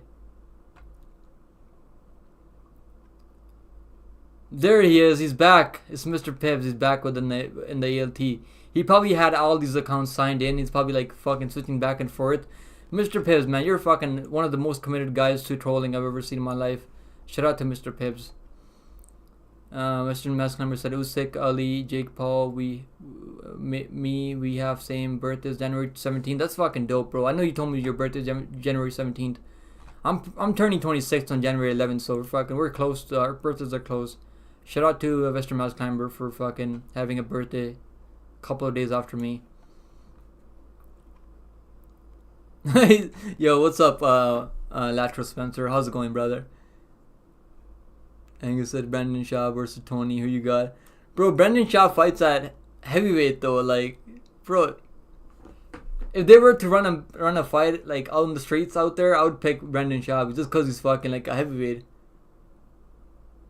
But yeah, Brendan Schaub has got one of the worst chins in the fucking game in the UFC history, I think. In the MMA history, I think Brendan Schaub had one of the worst chins in the MMA history. Rigo said, Balthazar is Western Mass Climbers ALT though actually. Morgan said I'm picking Moicano to do some BJJ magic. I think Moicano's striking is like good enough where he can hang with the guy like Dober on the feet. But I don't want him to go out there and strike with the guy like Moicano. I mean, guy like Dober. Because Dober's got some serious power for a 155er. And it doesn't take much. I mean, Moicano, as much as I think he's a good fighter, he doesn't have the best chins out there. Doesn't have a crimson chin. So if Dober catches him, it could be night-night. But I'm praying to the MMA gods that Moicano is smart about it, that he's going to mix in the takedowns. Can he get the takedown on him? Like, his wrestling has improved a little bit. There is Mr. Pibbs again. He finally returned to his final form. Scott said plot twist. Everyone in chat. Mr. Pibbs ALT. Holy shit. I mean, Mr. Pibbs is committed though. I guess you gotta give him credit. Ernie said, imagine Jordan Levitt smokes Tony. Bro, I don't know. I don't think Jordan Levitt would smoke Tony. I think Tony could beat guys like Jordan Levitt. Jordan Levitt, like, whenever he gets taken down, he's got no submission defense. Like, this guy doesn't even know how to defend submissions. On the feet, I think Jordan Levitt's got more power than Tony at this point. But I think Tony would be able to go through the storm early and then maybe finish him later. I mean, what are they gonna do with Tony now? Like, that's what I'm wondering right now. What's gonna happen with Tony, our boy Tony? Like, is the UFC keeping Tony now? Like, I haven't seen it. I haven't seen anywhere that they're cutting Tony. The fact they're still out there putting him in pay-per-views, that means that they're probably not gonna get rid of Tony anytime soon. Yo, Strickland needs to fucking stop doing the stupid shit. We're gonna lose him from the fight. Lasher said Dober by KO or Moicano by rear naked choke. That's the way I see it too, bro. I think that's the way I see it. That's a good prop to bet on, I think. Dober by knockout or Moicano by submission. Scott said plot twist. Everyone in the chat. Mr. Pibbs, Mr. Retractor. Did you retract your message, Mr. Pibbs? Chris Morrell. What's up, Chris Morrell? He said, you think Almeida subs Blades might not get him down? I'm torn on that fight, bro. I'm not too sure about that one. There's a reason the fight is even money fight. But I just like the momentum for Almeida, and like the momentum is big too. He's been very active too while Blades coming off an injury right now. I'm picking Almeida, but I'm not telling anyone to bet on it, cause if he doesn't get the takedowns, I mean he's been putting in the work and the strike on the feet. So you gotta think he's gonna make some improvements on the feet, but we haven't seen anything from Almeida on the feet, so we don't know how striking really is. We know Blades can stand and bang. Letter said my birthday was December 9th, the same day Song Dong versus Chris Gutierrez. Happy belated birthday, bro. I'm sorry that we forgot. I think I was doing a live fight companion back then. I don't know if you were hanging out with us, but you're probably out there celebrating your birthday. But yeah, happy belated birthday, brother. Ernie said, but Tony probably a better stand-up comedian than Brandon. Yeah, Tony is a better fucking he's a better comedian than Brandon Schaub out there. Everyone in the world is a better comedian than Brandon Schaub. I've actually listened to one of his comedies, and it was horrible. It was like fucking, I was cringing. when I was listening to it. Chris said, "You think Almeida?" Yeah, I read that one. Western said, "Get him, Pibbs. I hate you though." Angus said, "Tony versus BJ Penn. UFC. Someone snaps the 7-5 losing streak. They both retire though on that. Holy shit, that would be a good matchup. I would pick Tony in that one. I mean, that's the matchup we need, but I don't think BJ is coming back anytime. I don't think he's coming back at all anymore. It's crazy that Tony's on a 7-5 losing streak, right? I mean, just 2 years ago, I mean, he was favored over. Was he favored to win over Oliveira? I'm not too sure, but I know he was favored to win over Beneil Dariush. That's crazy how fast his. I know he was favored to win over Gaethje too. And I did bet on fucking Tony against Gaethje because I thought he was just gonna be able to go through the early storm. And then I remember like as soon as he dropped him at the end of the second round with the uppercut, that uppercut was nasty, bro. The uppercut that Tony landed on Gaethje, that was one of the nastiest uppercuts I've ever seen in my life watching MMA. And I was getting hyped up after that. I was like, oh fuck, Tony's back, he's gonna knock him out now. And then the next round, same thing happens again. I mean, fucking Gaethje just changed his whole career after that. Ernie said Dana needs to do him like Chuck Liddell, honestly. Yo, holy shit. Chuck Liddell was a fucking beast in his days, in his prime. Yeah, Chuck Liddell was just out there getting chinned left and right. Scott said Tony versus Guida, double force retirement, please do it. I don't know if Guida's gonna retire anytime soon, man. He's out there collecting paychecks, and he looked really good out there against Joaquim Silva. I would probably pick Guida in that one because I think he can out wrestle Tony. That's a fight that we said that makes sense right now, to be honest. That's just so really good timed up, Pibbs. I think Pibbs deserved it a little bit. He was fucking spamming in the chat. I just said they'll make Jim Miller versus Tony. I think UFC like that's the matchup that makes sense for Tony at this point. I would pick Jim Miller over Tony. I think. Yeah, I would pick Jim Miller. He's still got 10 of power now, even at 40 years old, and hasn't taken as much damage that Tony has taken. Angus said no. Jim Miller versus Tony would be sad to me. Tony would get his ass handed to him, and I like Tony. I don't want that for him. Yeah, I think it would be a little bit competitive, but I think Jim Miller would eventually catch him at some point. Angus said, no, I read that one. Ernie said Dana needs to do Tony like he did Chuck. Yeah, that's fucking hilarious, bro. Like, what can they do? What can the UFC do? They have to give Tony fights. They can't just not give him fights, right? Chris Merle said, yo, pick him after your stream. Check DMs on Discord. I'll check it right now, bro. I'll check it right now. Said, yo, bro, say guys like you. I appreciate that, bro. I appreciate that, Chris Merle. I'll add you as on Discord. Are you in the Discord right now, or you are, right? I think you're in the Discord. Yeah, I appreciate that, brother, Chris Merle. Western Mass Climber said Pibbs content. I just said I saw a video of Almeida sparring. He seems to have okay striking. Yeah, his hands looks fast, bro. That's the same one that I watched too, the one you're talking about right now. But I want to see him go out there and actually strike. I mean, he wasn't really willing to strike with the Lewis, but Lewis has big hammers. Lewis has a ton of power. So do you really want to go out there and strike with a guy like Lewis? It makes sense why he was just trying to fucking hold him down. Because if I was him, I wouldn't really want to go out there and throw hands with a guy like Lewis who can fucking take your head off your fucking body with one shot. Blachowicz is out there training, man. Blachowicz is looking good. Blachowicz is going to be fighting Rockets, right? No, Jerry's fighting Rockets now. So Blachowicz is recovering from surgery, I think. Ernie said, I like Mr. Pibbs. It's like having our very own Grinch in the chat. That's fucking spot on, Ernie. Yeah, that's the same sparring video that I watched to Lateral. I don't think he can do anything at heavyweight striking wise. The guys are too big compared to him. Yeah, he's a natural light heavyweight. I mean, he used to fight at even I think he's fought at welterweight too in the past. Did he not fight a guy Bonfim, Gabriel Bonfim? I think he fought Gabriel Bonfim, right? Like very early on. Let me see. I swear he fought Gabriel Bonfim, I think. Was it in the grappling? I'm not sure if it was the grappling though. I think he fought Gabriel Bonfim early on. No, that's not him. Never mind. He fought someone else. It was like, I can't remember who exactly it was, but he fought someone else in the grappling. At welterweight, I think. Or middleweight. Maybe it was middleweight. I think it was middleweight. I can't remember the name right now, but there's no way that he fought. I was tripping when I said that he fought Gabriel Bonfim. That was crazy. I can't remember who exactly, but let me see if I can pull it up here.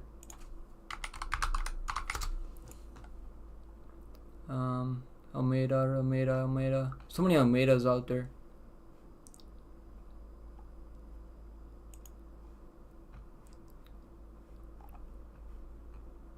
Jalton, let's go. Let's see who he fought at. He fought at middleweight, I think, or light heavyweight. I can't remember exactly what it was.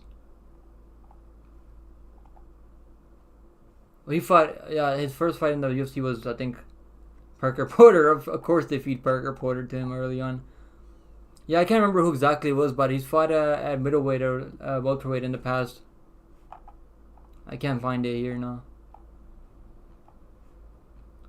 He hasn't fought the best level of competition out there since coming to UFC. He fought Virginia Rosenstrike, who's a boxer. Kickboxer, I mean. Then he fought Derek Lewis, who's a striker. Hasn't really faced anyone that's like a really good, well-rounded fighter out there. So we're going to find out how good he really is against a guy like Curtis Blades. Angus said David Goggins versus Paddy at 300. Yo, just get up, Tony. Get up, Tony. Holy shit, that was hilarious. Oh, there's Mr. Pibbs again. He fucking comes back in his final form. Holy shit.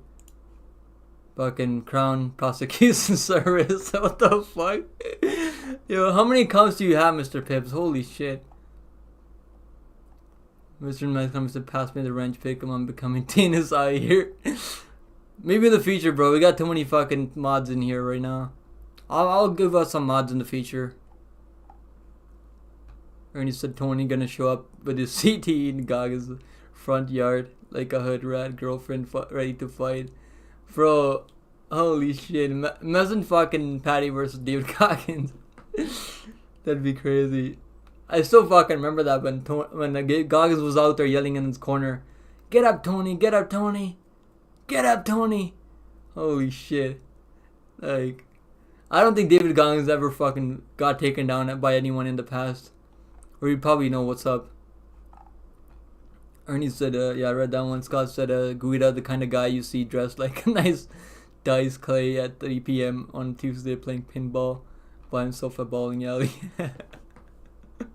Yo, with the fucking hair that he's got, like, that's actually spot on. That's hilarious. Yo, Angus said Gabriel Bonfim will be better after his loss. He gained a good experience. Yeah, I agree with you. I think you're right. But the thing about these brothers, bro, like every time things don't go their way, like when things go sideways, they're ready to quit in there.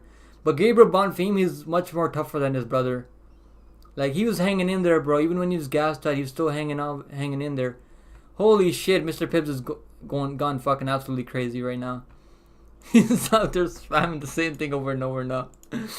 Jesus, Mr. Pibbs, go take a fucking melatonin or something. But I agree. I think Gabriel Bonfim can still make it to the top 15, but he's got to work on the pace that he puts on. He's got to be able to keep the pace on these guys when he puts the pace on these guys. When I saw him looking at the clock against Dalby, I was like, I knew it was over. I knew it was over for him. I knew all my bets were fucking dusted as soon as I saw him looking at the clock. But I think he said Almeida had a match with Caio. Yeah, Caio Braulio. That's who it was, right? That's who it was, yeah. Almeida beat him, yeah. Almeida beat him in the grappling matchup. It was at middleweight. It was at middleweight against Caio. Because I was doing research on Braulio, and I saw that, and then I'm mixing him up with Gabriel Bonfim for some reason. Yeah. That's fucking hilarious. The Guida fucking joke is fucking killing me.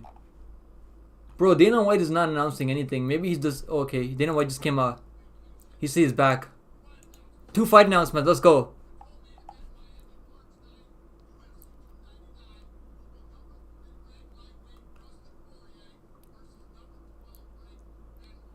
Yo, Benoit Saint-Denis versus Poirier. Let's fucking go. Hell yeah, boys. Hell yeah, let's fucking do a poll right now. So we just got a fight announcement, UFC 299, I think it is. Santani versus Poirier. Let's do it. Let's fucking go. I'm so hyped for this one, guys. What a matchup. What an absolute banger matchup. Let's fucking go, boys. Hell yeah. Dana White's fucking back. What's the other fight? That's on the Miami card. The 299 card. I think that's Miami card. So we got another fight announcement now. Let's fucking go, bro. I just saw that right now too. It's like 5 minutes ago, bro. I'm looking at Instagram right now as I'm streaming right now. But let's go, guys. What are these? What a fucking fight. What's the second one? Oliveira. Sarukin versus Oliveira. Let's fucking go, boys. Hell yeah. What a fucking matchup right here. What a fucking matchup. I mean, Dana White brought the absolute fucking heat after that Ngannou versus Joshua fight announcements.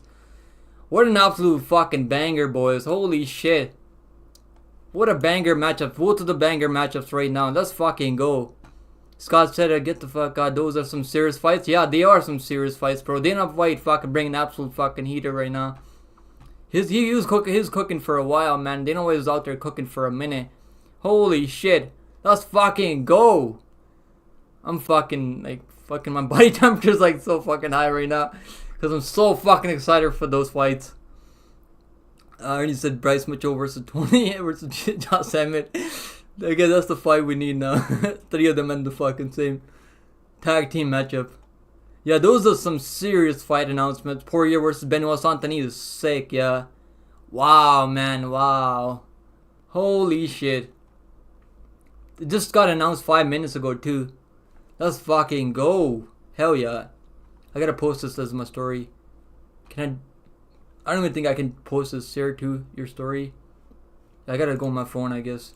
But yeah, what a fucking crazy matchup now. MMA Post Daily. What's up, MMA Post Daily? Shout out to you, brother. Pumping out good content. I like that Benoit Santani edit that you made. Angus said, I thought he was ducking. He didn't have a choice. He's coming off a head kick, brutal head kick knockout to Gaethje now. He can't really fight up the rankings anymore. He has to fight down the rankings now. The only other guy that he can beat now and get him to that title shot is probably Benoit Santani. But yeah, that's a tough matchup for Poirier, man. I'm a big Poirier fan, but fuck, man. Is this for real? Yeah, it's for real. Just go on Instagram right now. You'll see Dana White, and he announced it with ESPN Plus. He just fucking posted it like 5 minutes ago, too. Let's freaking go, boys. Oliveira versus Sarukian. Holy shit. You guys are picking Santani? Wow, no fucking Poirier fucking fans in the chat right now. Holy shit. God damn it, guys. What an absolute banger matchup. I'm so fucking hyped for this one. God damn it, Dana White was cooking for a while too. I was out there fucking refreshing my fucking Instagram every single day. I was waiting for him to announce something. Then he finally announces something. Let's fucking go. I think we're gonna see a bunch of stories pop up now. Let's freaking go. Yeah, what a fucking Dana White. He said I'm back. I'm gonna retweet this. Alright, let's fucking go, boys. Let's fucking go. Oliveira versus Sarukin is an absolute banger too. I knew they were working on that matchup, but I wasn't sure if they're gonna do it. But I'm glad they're making that matchup. I mean, Sarukin is in the top 5 right now, but along with Oliveira in the top 1, I think. Top 1 or top 2. So that's a banger. 2 banger matchups right now. Angus said, I thought he was ducking. No, he's not, bro. Angus said, no fucking way. Yeah, it's fucking amazing. Let's go. I just hope the fights stay together now. Yeah, the 299 card. I'm fucking mumbling. I'm so excited right now. 299 card, 299 card. It's so fucking stacked right now. It's much better than UFC 300. I don't know how they're gonna make UFC 300 better than this. So that's one of the fights I wanted to see. Yeah, amazing matchup, man. Amazing matchup. I'll end the poll in a minute. So make sure you guys who you guys have in the Santani versus Poirier. We'll do Oliveira versus Sarukin next. Let's fucking go, boys. Let's fucking go. Hell yeah. What a matchup, man. What a 2 matchups.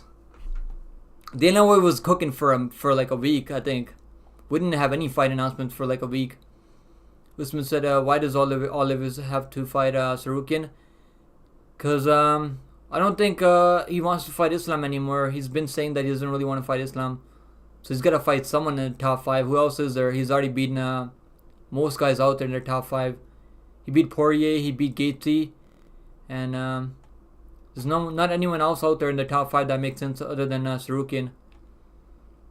Investor said Poirier my favorite fighter. Rigo's favorite fighter too. Yeah, Poirier is my favorite. Like not my favorite fighter, but he's like one of my favorite fighters to watch. He's an absolute junkyard dog, man. But fuck, man. Benoit Santini is the real deal, but we're gonna find out what level Benoit Santini really is on against Poirier, because Poirier is no joke. Even though he's coming off that knockout loss to Gaethje. Narasi said, "What's up, Narasi? Appreciate you coming and hanging out with us." Said Dustin Poirier said he didn't want to fight any of the new talent. He's losing. I think he just said that they don't have much name value out there, but he can't really fight for the title anymore. He's coming off a knockout loss. If he didn't not get knocked out by Gaethje, if he won the fight against Gaethje, he probably would be fighting for the title, or like not fighting anyone down the rankings. But he doesn't have a choice anymore. I think Gaethje versus Islam is gonna be the fight next now. I think that's gonna be Gaethje is next for the title for sure now. Now that we had these two matchups, it's definitely gonna be. Let's end the poll now. So I guess Santini has fucking 77%. Holy shit.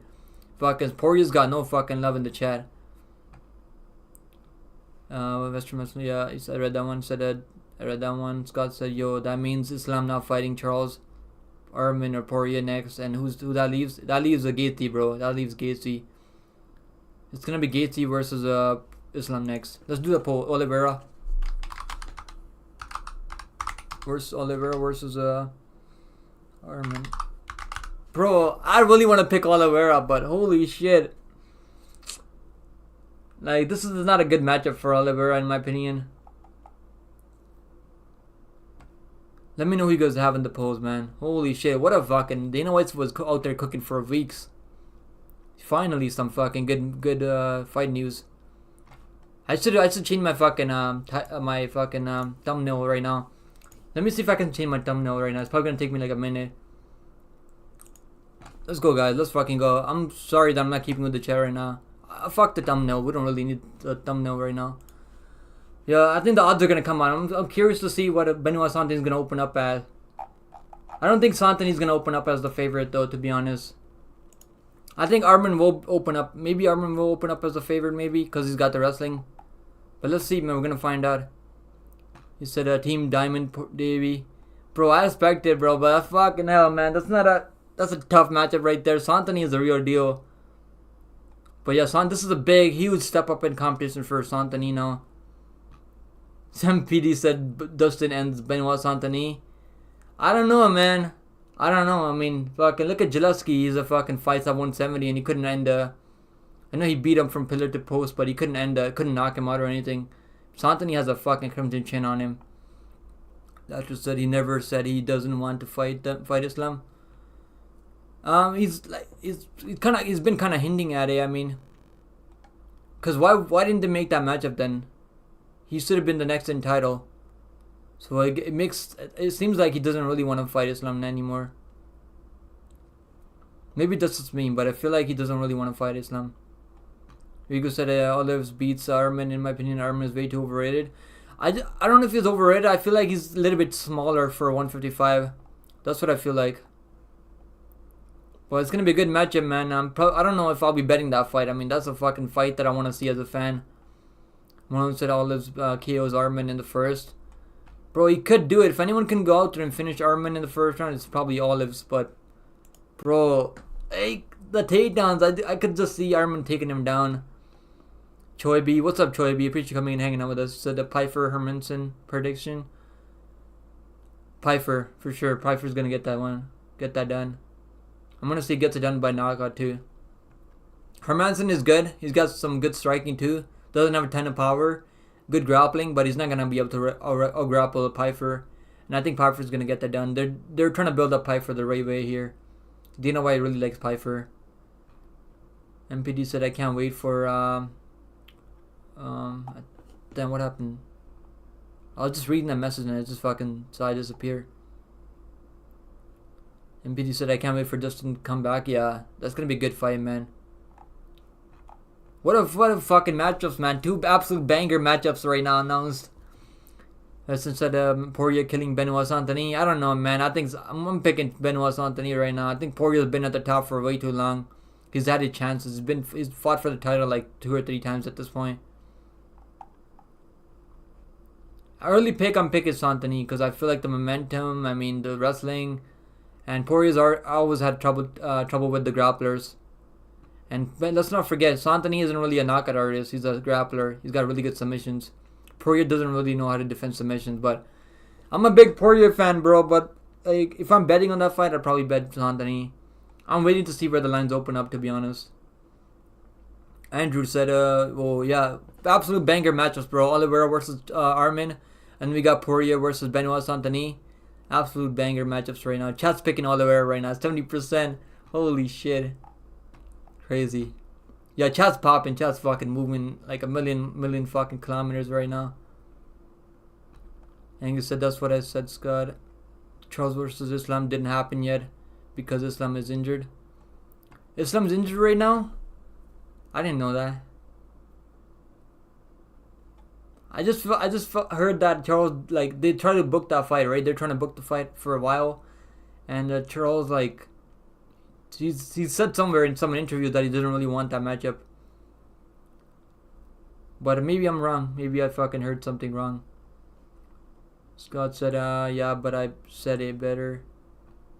Ernie said that Charles dropped hints. Charles didn't want the rematch. Yeah, I heard him say it too, and I watched the interview where Charles was saying it, and someone that interview was in Spanish, I think, too, or Portuguese, Brazilian Portuguese. Yeah, he said it that he didn't want to fight Islam anymore. And he said, Morgan said that fair enough. What you gotta be like that. What happened? What happened right now, guys? Troy B said Poirier's damaged goods. Too much wear and tear, long career. I don't know if he's like washed up, or I don't think he's washed up or anything. I mean, he's still a really good fighter. Really good test for Saint-Denis, to be honest. This is gonna tell us how good Saint-Denis really is, if he really is that next guy up at 155. Because if you go out there and beat a big name like Poirier, there's no denying anymore. No denying him anymore. But yeah, this is not an easy matchup, but I mean, this is gonna be an absolute war. And I don't think Saint-Denis is gonna go out there and knock him out or anything. I think it's gonna be like a late submission. Because I do think it's gonna be a back and forth scrap. If Saint-Denis doesn't keep mind his P's and Q's, if he like keeps the chin up high like the way he does against Moises, Poirier's got the power to really like knock his fucking head out. So this is gonna be a good matchup right now. I'm glad they made the matchup. I was waiting for. I thought it was gonna be like Poirier. I thought it was gonna be Saint-Denis. Maybe. What's the ranking right now? I want to pull up the rankings. I can't even fucking remember all the top 10 fighters right now. Let's look at the top 10 right now. So at 155 we got Charles Oliveira, right? Gaethje. I think Gaethje's gonna be fighting Islam next. Charles Oliveira's fighting Armin. Poirier's fighting Saint-Denis. Matheus Gamrot's fighting RDA, right? RDA is fighting RDA next. Fizie's out with an injury right now. Moicano's fighting Dober. So the only guys that don't have a matchup right now is Bobby Green. He's coming off a pretty brutal loss right now. He's probably not gonna be fighting for anytime soon. And then we got Jalen Turner. I don't think he's got a fight booked right now, right? Dan Hooker doesn't have a fight booked. He's injured right now. Fiziev is injured right now. Michael Chandler, they're trying to make that Conor versus Chandler fight. So like at 155, things are moving right now at 155, guys. Yeah, things are absolutely fucking moving at 155. What a time to be a fucking MMA fan right now. Yeah, I'm so glad we got this the news right on stream, Meryl. It's perfect timing for the news. I gotta catch up with it. She said, I believe Saint-Denis wins. That's what I think, Anakin. I think Saint-Denis can use the grappling. If he goes to the grappling, I think he can get it done. But I'm hoping Poirier fucking beats him. Because I've been watching Poirier for like ever now. I mean, he's been I've been watching him since he used to fight at 145.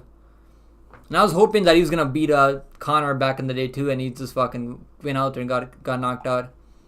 But yeah, that was prime Conor. But I think Poirier, like, think about Poirier's right now. Like, I don't know if he's taken enough time off after the knockout against Gaethje. And that was a pretty brutal head kick knockout too. And he said, yeah, I agreed that it would be good as Enkin. Scott said, I hear that, but Diaz way bigger name than Max Holloway. I think Max Holloway is a pretty big name too in the UFC right now. Yeah, Diaz brings all the casuals to the UFC too. I think he brings his own fan base. Choice said McGregor 185 benefits him. Means he doesn't need to quit steroids. His look has changed. He can even go use EPO. Yeah, I think he is on the juice. I mean, it's pretty clear that he's on the juice right now. And you can say, yeah, Gamrot is fighting RDA. Yeah, I'm picking Gamrot in that one. I already parlayed him with Amabayev. That parlay is like close to not even. I don't think that's plus money. I think it's like minus something, 120. I think for Amabayev and Gamrot. I think Gamrot's gonna get it done. It's gonna be a boring 29-28 or 30-27. I think it'll be a 30-27. Anakin said, yeah, Gamrot is. Yeah, that's gonna be a good matchup too. I think they would have booked Bobby Green for a fight if he didn't if that late stoppage didn't happen. Like that fight, the fight against Turner, like that was one of the worst stoppages I've ever seen in my life. But yeah, that's gonna be a crazy fucking matchup, bro. I don't know how long he's gonna be out for, Bobby Green. But at least we got some fucking things moving at 155 now. I really hope Chandler, he's already been out for so long. I really hope we get some official news about him and Conor, because Dana White hasn't announced anything about that fight yet. Only Conor has announced it. I don't really know if I can trust Conor, to be honest. I don't really trust Conor all that much. Let's go, guys. Let's freaking go. And you can say Paddy versus Bobby Green next. I could definitely see them doing that matchup. I mean, that's the only fight that makes sense for Paddy. Now, if they want Paddy to get into the rankings, but I don't know if he's ready for the rankings yet. Look at 155. I mean, 155 is full of fucking killers right now. So, I don't know. I don't know if it makes sense for even Bobby Green is not an easy matchup for Paddy. I mean, he couldn't really finish Tony. So, is he gonna go out there and finish Bobby Green? Probably not. And can he really out-volume Bobby Green? I'm not too sure. Davey Grant versus Cody Gibson is another banger. Did they already make that matchup? Davey Grant versus Cody Gibson? I would pick Davey Grant in that one, I think. Cody Gibson had a fight of the night with what's that guy's name? I can't even remember his name right now, but I remember that fight. That was a good fight. But I think Davey Grant's gonna get that done. Scott said, I legit don't understand why Benoit Saint-Denis versus Poirier is UFC 299 and not 300. Yeah, I don't know either, bro. I think it is. He said that it's on UFC 299, right? Yeah, it is UFC 299. Yeah, I don't know why. It should be on UFC 300, to be honest. But it's going to be the co-main event for UFC 299. So we got a 5-round fighter. It's going to be 2 5-round fights on UFC 299 card. It's going to be 5-round co-main. And then it's going to be... yeah, it's going to be... we got 2 fights on UFC 299 now. Let's see how fast the odds drop for this fight. I'm curious to see where the odds are gonna be. Let's see. I don't think the odds have dropped yet. They just announced the fights too. Yeah, the odds haven't dropped anything yet. What a matchup, man! What an absolute banger too. Yeah, absolute banger, man. Yeah, it should be UFC 300. It would have been a better matchup for UFC 300, but I guess they're trying to stack up UFC 299. So I'm curious to see what they're gonna do for UFC 300 now. Brad Katona, yeah, that's the guy. Brad Katona. He's fighting UFC 297. I can't believe I forgot his name. But I think Brad Katona, he had a really good fight against Brad Katona, and Brad Katona's looked really good out there. And I bet on Brad Katona too against Cody Gibson. And I was sweating it a little bit too. Choice that Amabayev and Rinya Nakamura, elite wrestler parlay. I think it's safe enough for MMA. That's safe, but you're not gonna get much juice out of that. I was thinking about that, but Rinya Nakamura was a minus 500, 600 or something like that. You're better off just betting the prop for inside this for Nakamura. I know Nakamura couldn't really finish the other guy last time. I bet his point spread minus 3.5 spread. And that cast pretty easy too. But he needs to... I think he'll finish his next opponent though. Yeah, those two I think they're gonna win for sure. But I don't like I don't really like betting heavy favorites. You're not really betting much out of the line. But I'll go bet with Nakamura inside the distance, and I'll bet his point spread, 3.5. Ernie said that Paddy keeps sticking that needle in his ass. He will be light heavyweight in another year. Yeah, he looked crazy. The transformation that he had was crazy last time. And it said UFC 297, 299 is so stacked. Yeah, it is stacked, bro. Much better than UFC 300 right now. I don't know how they're gonna make UFC 300 any better, to be honest. I have no clue. Western said to end stream. Why, bro? Why do you want me to end the stream? Did my stream go off? No, we're still on right now. What happened, Western Mass Climber? It seems working fine, right? Yeah, we're still here. I gotta make a video on this for the announcements, but I don't really make fight announcements videos all that much. Ernie said, I got a feeling Rose might come back for UFC 300. Yeah, maybe. They might do Whaley versus Grasso for UFC 300. I could see that matchup happening in UFC 300. I know they agreed to fight each other. Yeah, we got some big fight announcements for tonight.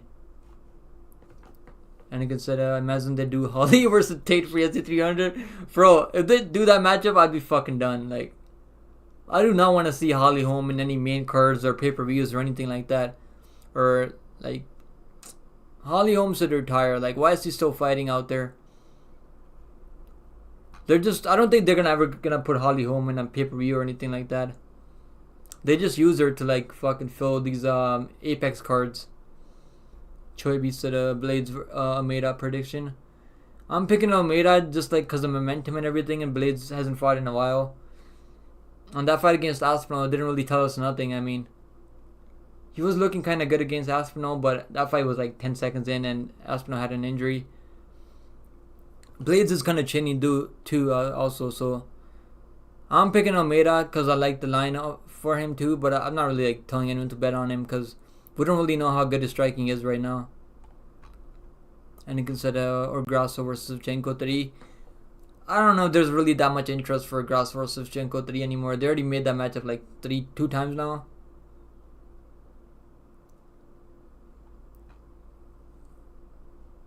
But yeah, I don't really want to see that match. I want to see Wheelie versus Grasso. That'd be a super good fight for women's MMA. But I could see them doing that. I could see them running it back. They got to run it back eventually, right? They need a clear winner. I picked Grasso in the last fight, I mean, but I thought they should have given to Shevchenko with the last round was not a 10-8, let's be honest.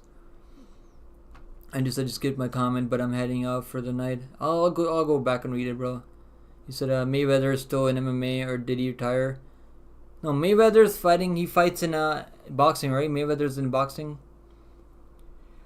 I think he still goes out there and Rise and he fights on these other cards. He's still out there collecting paychecks, I mean.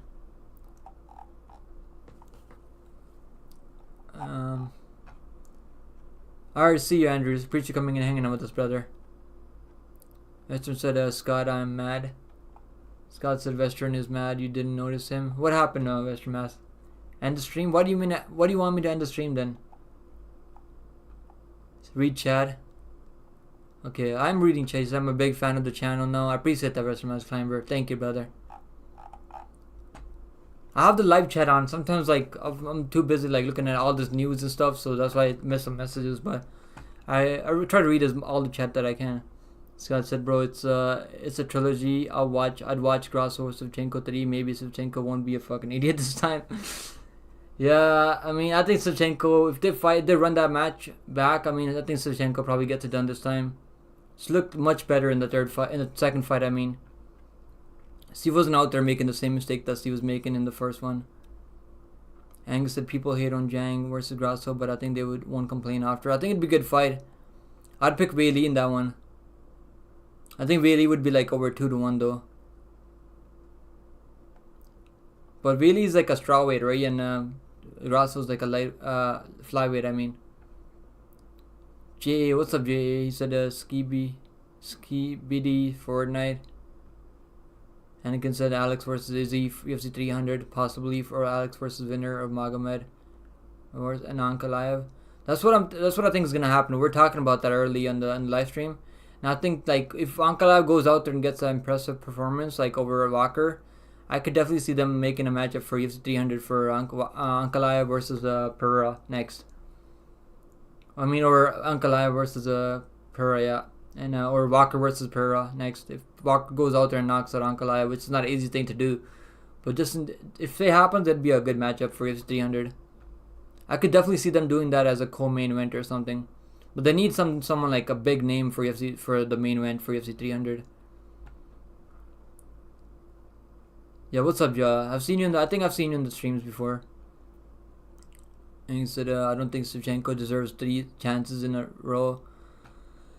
I don't know, man. To be honest, like, she looked good out there, but she defended the belt so many times. I guess you gotta give her another fight. But no one's really gonna be super hyped for the matchup. I think it wasn't like that exciting last time. I mean, Ernie B said I think Grasso would get chewed up and spit out by Zhang. Yeah, that's what I think too. I think Zhang would take her down and then ground and pound her, or just knock her out on the feet. Would she knock her out on the feet? I don't know if she would knock her out on the feet. I think she would like submit her on the ground because her jiu-jitsu is much better. I mean, she beat the piss out of Lemos last time. That fight was not even close. Holy shit.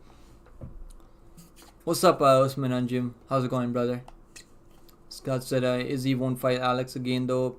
Probably scared. I don't know if he's scared, to be honest. Like, he got the knockout, I mean, but he was getting pieced up against the Pereira.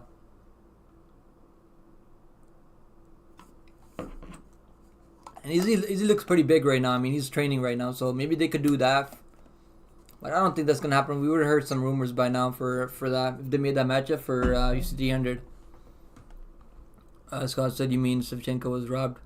I think Steve was. I don't think it's like a clear robbery, but I think that last round shouldn't have been a 10-8 for Grasso.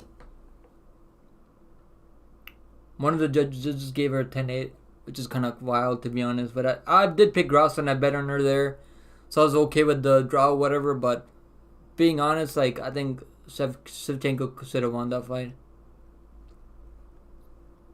Usman said the first Grasso win was a fluke. Second fight, he was clearly robbed. Yeah, I think you're right, bro. The first, I don't know if it was a fluke. I mean, she set that up. She got her back and, like, submitted her, like, which is not an easy thing to do. But, yeah, I don't know if I would call it, I don't think it's a fluke by anything. It's like, it's MMA, bro. She knew that she was gonna spin. They probably did enough fight tape study. I mean, these fighters, they do fight tape study before they go out there and fight. They take it. They see what their opponent's gonna go out there and do, what they normally do in fights. So she knew that spinning move was coming. She got her on her back, and found that submission. So I wouldn't really call it a fluke, but I get why you think that it's a fluke. And he said, I agree, Usman said Grasso might be too big for Weili. I don't think that matters, bro. Weili's not that small. I mean, I think I would pick Weili over Grasso. I think Weili is way too well-rounded, and she's got a ton of power on the feet, too. Weili could definitely fight at flyweight, yeah, if she wanted. Wrestler said, I'm talking about women's MMA, soy. Usman said she didn't set up. She literally fell into it. No, see, like, so Shevchenko spinned, right? So even for that spinning move that she does, spinning back fist, I think. Then, like, Grasso saw that coming. I mean, she knew that she's going for that spinning, and she's climbed on her back and submitted her. It's not like a fluke. I mean, fluke is like what happened to Fiziev against Gamrot. That's a fluke. He broke his foot there. That's a fluke. I mean, I wouldn't really call that a fluke, to be honest. But she got blessed for sure. Yeah, she did get blessed, yeah. I was like, that fucking made her become the champion, I mean, then. But she got good boxing. I mean, she hurt Shevchenko in the first round, though, too. Let's not forget about that. She did hurt her at the end of the first round. But I think second fight should have gone to Shevchenko, 49-46. I think that would have been a good scorecard, 49-46. Or even a split decision, that should have been a good scorecard there. Right now, chat's picking Oliveira, 71%. Jesus, guys. You guys are all over Charles Oliveira. Armin's getting no fucking love. 29% on Armin. Who would be the favorite in that one? I don't know who would be the favorite in that one. Scott said, that's not what your mom told me. This is said not size matters a lot for women. Come on, guys, chill out for a bit. Let's not talk about family. Ernie said no. I agree. Grasso shouldn't have won the second fight. She didn't win the second fight. It was a draw, but I mean, it should have been a clear decision for Shevchenko, I think, because she did win three rounds out of the fight, I think. But it was close enough that I get why they gave it a draw. But that 10-8 round in the last round was kind of wild, to be honest. It's always hard to figure out when they're gonna give out 10-8 rounds. Because I think against that fight against Edson Barboza, right? Yusuf. Some judges didn't even give him a 10-8 round in that one. So like it all depends on the judge, like how they score these fights. It just said bias. She could be champ. Shevchenko should go for the bantamweight title. No, I don't know if she'd be the champion. There's no bantamweight title anymore. They retired that weight class with the what's her name, Nunes. Do we have a bantamweight title anymore? Who's the bantamweight champion? I don't think we have a bantamweight champion anymore, right? Yeah, we don't have a bantamweight champion anymore. It was they retired it. Now Juliana Pena. Now they're trying to. They made Buena Silva versus what's her name, Pennington, right? Pennington for that title. Yeah, I think she could be the. She could be the champion at 135. She's got the skill set to do it.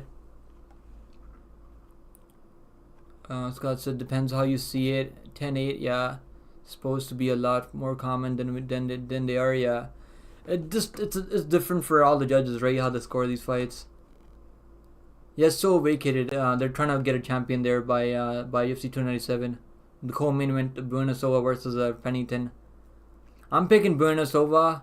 I don't agree with her being over almost 2-1 favorite over Pennington, because I think Pennington is not that bad. But I think Silva's gonna get a submission eventually. I mean, she got the submission over Holly Holm, and I picked her there as underdog. I didn't agree. I didn't understand why people were picking Holly Holm at 42 years old. Like, Holly Holm is one of the worst fighters in women's MMA. And I picked her with second on submission too. That was a perfect call too there.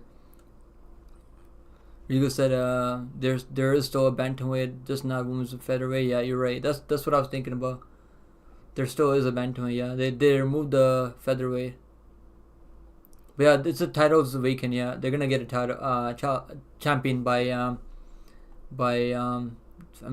297. Let's hope there's no draws or anything in UFC 297. But isn't there's a draw UFC 297? That'd be crazy. Yeah, everyone's posting about this fights now. These are banger matchups. Santini versus Poirier, man. What an absolute banger. I mean, holy shit. Some said true Rigo. Michael said, hope Benoit Santini ends Poirier. Damn, you guys don't like Poirier, eh? Jesus Christ. As an early pick right now, like, I'm picking Santini just because of momentum and everything. But man, Poirier's no fucking joke, man. Let's not forget, Poirier's been at the top level for a long time. And it's not easy to be at this level for this long in the UFC. But he's never become the champion though. That's the thing about Poirier. Like, he's always fallen short. Scott said, bro, Benoit Santini is going to consume Poirier's soul. Jesus Christ. I think he's going to submit him. That's what I'm picking him as my early pick. I'm picking Santini as by submission. He just said I want Poirier up for one punch. Can he one punch knock out Poirier, bro? Like, I mean, he's got those head kicks now. He knocked out Perwola with the head kick. And Poirier just coming off a knockout head kick knockout, lost right now. So could we see that happening? I mean, man. I think submission is more likely than a knockout. I don't want to see Poirier get knocked out again. I want to see him get some. I don't want to see it, but I think it's going to be a submission win for Santini. I'm going to bet Santini as soon as the lines open up. I'm hoping he opens up as an underdog because he hasn't. This is going to be his biggest test. Like, this is a huge step up in competition, guys, for Santini. Like, he's just beat up Ferwola, who's never made it to the top 10. Ferwola's never been in the top 10, I think. Western said, fuck, Pibbs is here. Yeah, he came back. He was waiting for that timeout to expire, I guess. Anakin said, Dustin always gets rematches. Now his time is up. Yeah, he can't really fight up the rankings anymore. I mean, if Gaethje didn't have that win over Fiziev, and if he just fought Poirier and he beat him, they would have ran that back. I think they would have ran that matchup back. But now that Gaethje should be up for the title shot next, I think Poirier he had to fight up these up and comers now. I mean, this is a winnable fight for Poirier too. I'll be honest with you guys. This is not like he's not gonna be like it's not like he's gonna get taken down. That's like when I think about this matchup, like he doesn't know how to deal with grapplers. That's the thing about Poirier. And I think if Anthony gets his back, it's gonna submit him at some point. Ernie B said, I like the older fighter. I think they elevate the young fighters, but MMA fans is brutal. Yeah, recency bias, bro. That plays a big factor in MMA. Recency bias. Anakin said Dustin chin might have fallen off. I mean, like when you take a brutal head kick like that, I mean your chin's not gonna be the same ever. So we're gonna find out against Santini. Santini isn't really like a one-punch knockout artist, but he's got those head kicks and he's got power in his hands and he's got submission. His grappling is, I think, what people are gonna forget about. I'm gonna bet him by submission here. I think you can find a submission over Poirier, get him down to the ground. He's got really good wrestling. I mean, he's got some of the best wrestling at 155. He's got that grinding heavy style too. He could ground and pound Poirier too, but fuck, man, I'm a big Poirier fan, so damn, it's tough for Poirier, but it's a good matchup. I mean, as a fan, I want to see this matchup so bad. I'm glad they finally made it too. Would have been better at UFC 300, but I'm glad we're gonna see it sooner than later.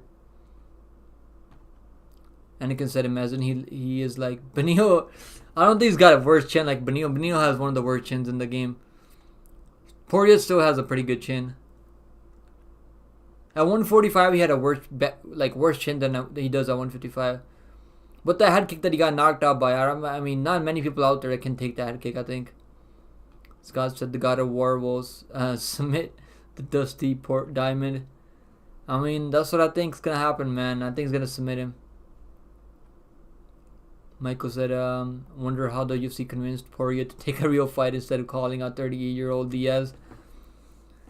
I mean, Poirier was talking about fighting at 170, right? Wasn't he talking about fighting Colby Covington at 170? But after what Colby Covington, like how bad he looked out there, I don't think that fight would have sold a ton of pay-per-views. But yeah, this is a good matchup. This is the best matchup that he could have probably taken. Hudson said, Pebs go play in the road. Pebs said, isn't that what musical does? And begs for money. Who's musical? Mr. Pebs. Yoke said, is Rose done? I think she's done, man. I picked Fiora and I bet on Fiora against her, but it didn't look horrible. I mean, Rose didn't look too horrible out there. But I think these girls that are coming up are much better than her now. And Rose just like, she's not that big for the weight class either. And she just looks like she's lost a step too. She got submitted in the grappling against Robertson in the first minute of the grappling exchanges too. Well, she was having some success against Fiora too last time, so I don't know if she's done. But I don't think she's ever gonna be the champion again. Scott said, "Yeah, you're right. Poirier is a talented fighter who has built a legacy and deserves the respect of fans." Psyche's a bum and he's getting slept again. That's fucking hilarious, Scott. Holy shit. I think he still deserves the respect of the fans. I mean, he's been in the fight game for so long. He's been at this level. Being able to stay at this top 5 level for this long, that's not an easy thing to do at 155. Like, not many people are able to do it.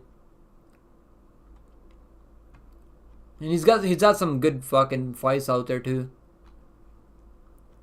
I just said, Pibbs, go kick a ball in the street.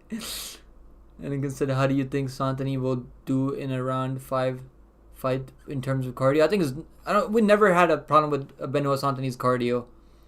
I think it's gonna be more than fine. I don't think this fight's going past the first 3 rounds. I'm gonna pick Santani by second on submission. I think he's gonna get a second on submission. Even against Thiago Moises, most people were saying that he's not gonna finish Thiago Moises, and I was one of those people that was calling him by second round. I was calling a submission second round, but he got a ground and pound stoppage. And I knew a bunch of like cappers out there that were picking Thiago Moises. They were saying how Moises is gonna go out there and fraud check Santani, and what happened? He went out there and fucking just ground and pounded Thiago Moises. And the second round fucking came through. The second round finish for Santani was like almost like plus 700, I think, plus 600.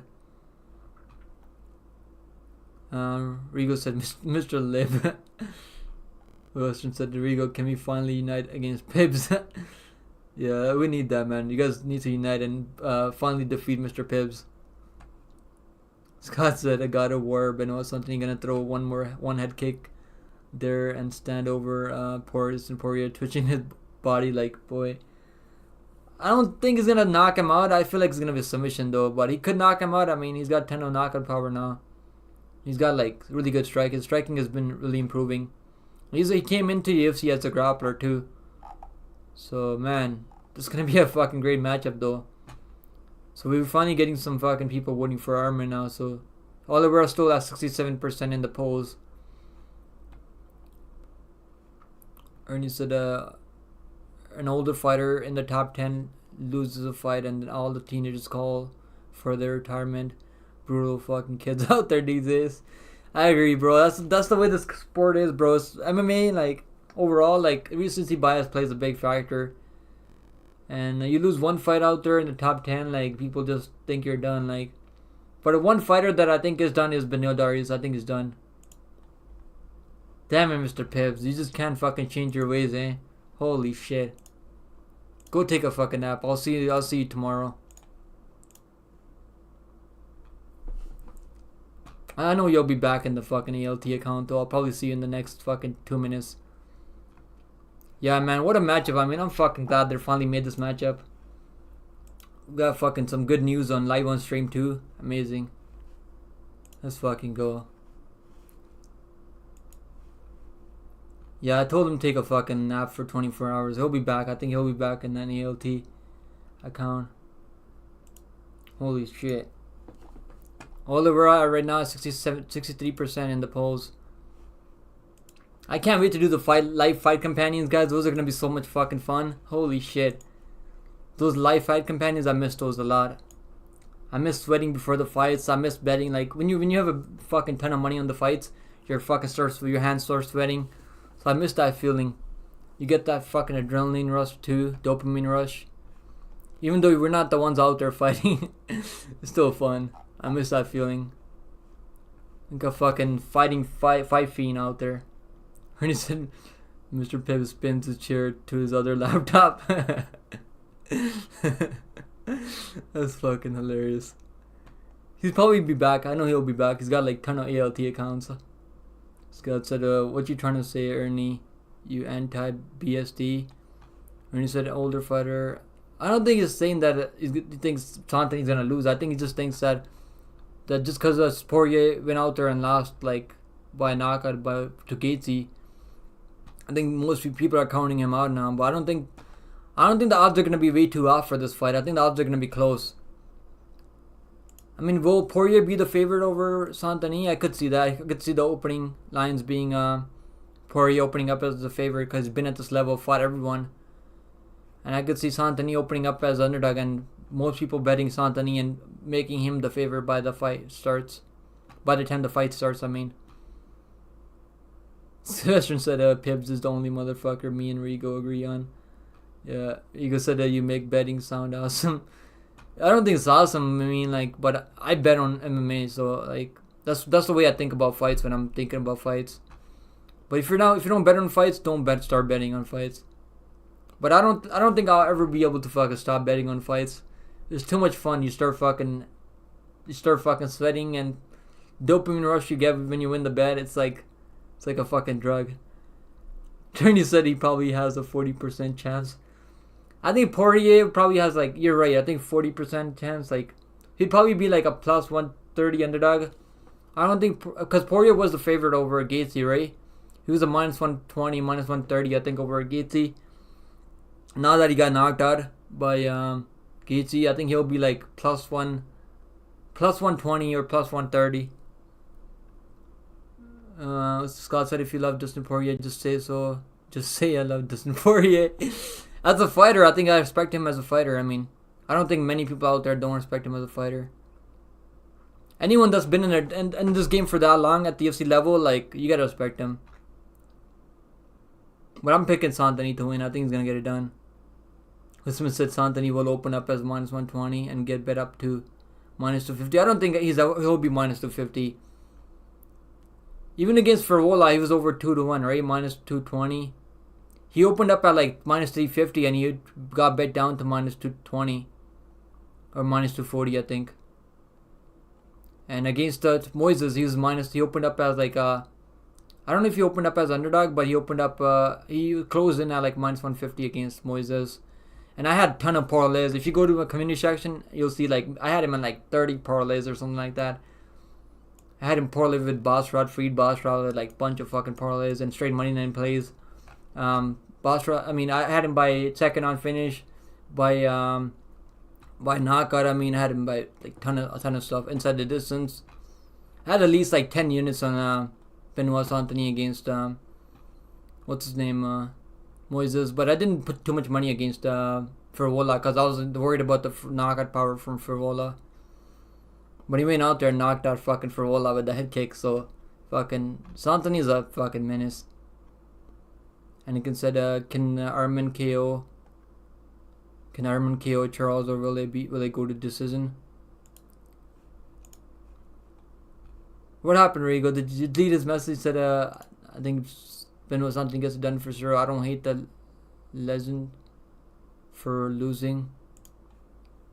What happened, Rigo? Rigo fucking timed him out. Did you time him out or deleted his message? He said, "Lo, I love him. I hope he starts OnlyFans." What the fuck, NDB? They're fucking tweaking right now in the chat. Rigo said, shit, my bad. All good, man, all good. I think Rigo's timed you out for fucking by mistake. I know when you type if you're on your phone and you type so fast, like you'll fucking click it by mistake.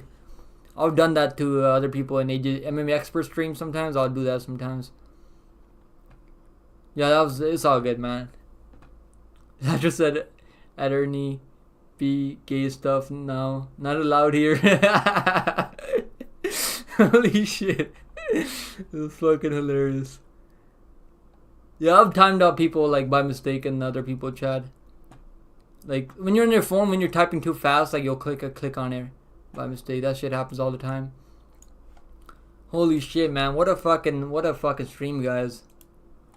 We got some fucking good news finally. I was waiting for the news. Guys, can we fucking hit over 15 likes now? We need one more like for the 15 likes. Come on, guys. Let's fucking hit the like button. Come on. We got more than 15 people in here. I'm so glad we got this fight announcement live too. Rigo said I dropped my phone by my bad, Ernie. It's all good, Rigo. Rigo bad mod. Got the Rigo lasting got confirmed. Oh my goodness. This one said, yeah, but look how good Santini has looked compared to Poirier. Santini will get steamed for sure. At the very most, I think he'll be like minus 180 because I think we'll still get a lot of cappers betting on Poirier because if you get Poirier anything over plus 200, I'm not gonna bet Santini anything over minus 150. I'll just bet him by round 1, round 2 finish then. Cause I'm not betting against Poirier at like anything over minus 2-1 or anything like that. I think the lines will open up close though, cause this is gonna be his biggest test. When you said it's all good, yeah, I just did it by mistake. I just said I banned Douglas Memo by accident. It's all good, bro. Yeah, Santini has looked really good. I mean, he's knocking guys out left and right. And Poirier hasn't really he's not really out there knocking anyone out anymore. Scott said, welcome back, Ernie. Now you streams. No, seriously, no gay stuff. I think it's a joke. I don't think he really wants him to start OnlyFans. Guys, did you guys fucking watch that Woodley fucking video? I still haven't watched it. I can't get myself to do it. I don't want to do that to myself. I'll have that fucking lasting memory in my head forever of Woodley ever. Whenever you watch something like that, you'll fucking like get flashbacks to that every time you think about Woodley. Then I know fucking MMA Guru watched it because he made a video on it, and I know some other people watched it. You guys probably, some of you probably fucking watched it. I'm pretty sure about that. I can't get myself to do it. I was thinking about fucking seeing what it's all about because we've been hearing about it, but I just can't get myself to do it. Michael said Yan is the favorite, but I have Song. I'm taking Song Yadong. I already bet him by plus 140 over Yan. But Yan is not bad to be honest. I mean, but I think Song Yadong is gonna get it done. Holy shit. There's no more fights. I think that's the only two fight announcement we had. And Dana White was cooking for a while too. He already got over 600k views on Twitter. I mean, that's crazy. Yeah, these are some big fight announcements too. So I'm glad we're finally getting some fight announcements now. Great matchup, man. Great matchups right now. Scott said, "Bro, what? Nah, glad. What he says? Said banned. I banned Douglas. Welcome back, Ernie. Now it's Tristy. I think Charles gets finished easy, sadly. By Armin, I mean, like, Armin's not gonna knock him out. I don't think Armin's gonna knock him out. He's gonna have to out-grapple him for, unless he really finds that ground and pound stoppage. And Oliveira is really good off his back, so I don't know. It's gonna be a good matchup, man. I'm definitely not betting against Oliveira. I'll say that much right now. I'll bet the maybe fight goes over 1.5 rounds because I do see that fighting going over 1.5 rounds. Western said just became a fan of the channel for real. I appreciate that, Western Mouse Climber. I'm glad you guys like the streams. Scott Sedina said they were gonna come back after the holidays and build the cards, so probably more fights soon. I hope so, man. I really hope so. I mean, Dana White was out there cooking for a week, so I'm glad he fucking brought some fire finally. Yo, yeah, those are some big fight announcements for today. I think those are enough for today. I mean, I really hope these fights stay together. I'm really like nervous. Dana White fucking looks so right when he's announcing these fights. Yoke said, how many samosas did you eat today? None, bro. I haven't had samosas in a while, but I miss samosas. Samosas are fucking good. Western said, just became I read that one, I think. Classroom said, Benoit is gonna beat the shit out of Dustin. I think so too, man. I think he's gonna submit him. Second on submission. But Poirier's no joke, man. I don't think Santani should be over anything over like minus 150 over Poirier, though. I mean, this is a big test, though, for Santani, though. But I think it's tough enough. He's got the grappling. And Poirier's always had a tough time dealing with the grapplers. And Dana said he was gonna announce fights on Tuesdays. Is that what he was talking about? Or do you think there will be more in the upcoming days? I think these are the fights that he was talking about. I think they were trying to make it official. I think both of them, now that both of them signed the contract, that's why he's out here announcing the fights early. I think maybe we'll get some UFC 300 main card fights announcements. But we're probably going to get those after UFC 297 maybe. We should be getting some announcements, more fight announcements soon though. Michael said Armin minus 150, Charles plus 110. That's what you think the odds are going to be? Or the odds are already out yet? I don't think the odds are out yet, right? Let's see if the odds are out yet. Yeah, I don't think the odds are out yet. Let me see. No, they just announced the fight. The odds are not even out yet. Okay, they had the potential matchups back in 2024. So the odds are already out yet, I guess. So Oliver's minus 120 right now. Yeah, the odds are already out. What the fuck? That's crazy. So Oliver is minus 120 then.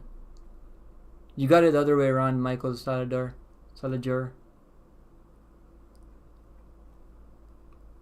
Right now, Armin's a favorite though, right now. So they opened up Armin at plus 100. Wow. That's crazy. That dude got the odds out quick. Holy shit. Winston said Poirier gonna smash that Frenchman's face. Let's see, man. We're gonna find out. Weren't you just up there saying that Santi's gonna smash him?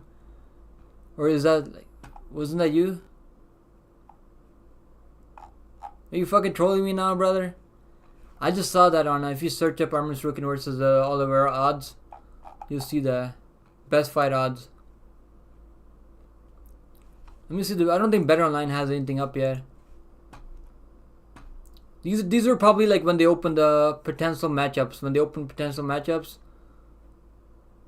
that's what they. So the like Armin's a favorite right now, minus 155.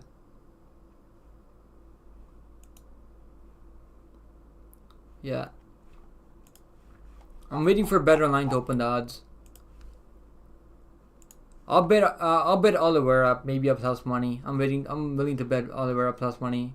But you're better off just betting him by inside the distance, because that's the way. If Oliveira gets it done, it's gonna be by finish. Pita is Pibs. It is Pibs. It is him. No joke. It is him. When you said joke, I'm straight. I got 3 kids. Yeah, we know you're just fucking around, Ernie. Damn, you got 3 kids? How old are they, bro? You got fucking ton of kids, eh? Listen said what side? It was on best fight odds. Scott said fun fact, Benoit is actually French for absolute Chad, who's gonna bury Dustin Poirier in the shadow. In a shallow grave, live on pay-per-view March 9th in Miami. Damn. That was Scott. Yeah, that was Scott. I mixed them up. My bad. So you guys are going head to head, eh? Western said that he thinks Poirier's gonna fucking knock him out, and Scott is saying that Santi's gonna fucking bury him, 10 feet under. No, shallow grave. I mean, never mind. And he said though, and he's gone. No, he's still here. I think he's still here. I'll send him. He's probably got another account though. Michael said that DraftKings has the odds for both announced fights. Do they really? Yeah, let me see. That's crazy how fast they got the lines up.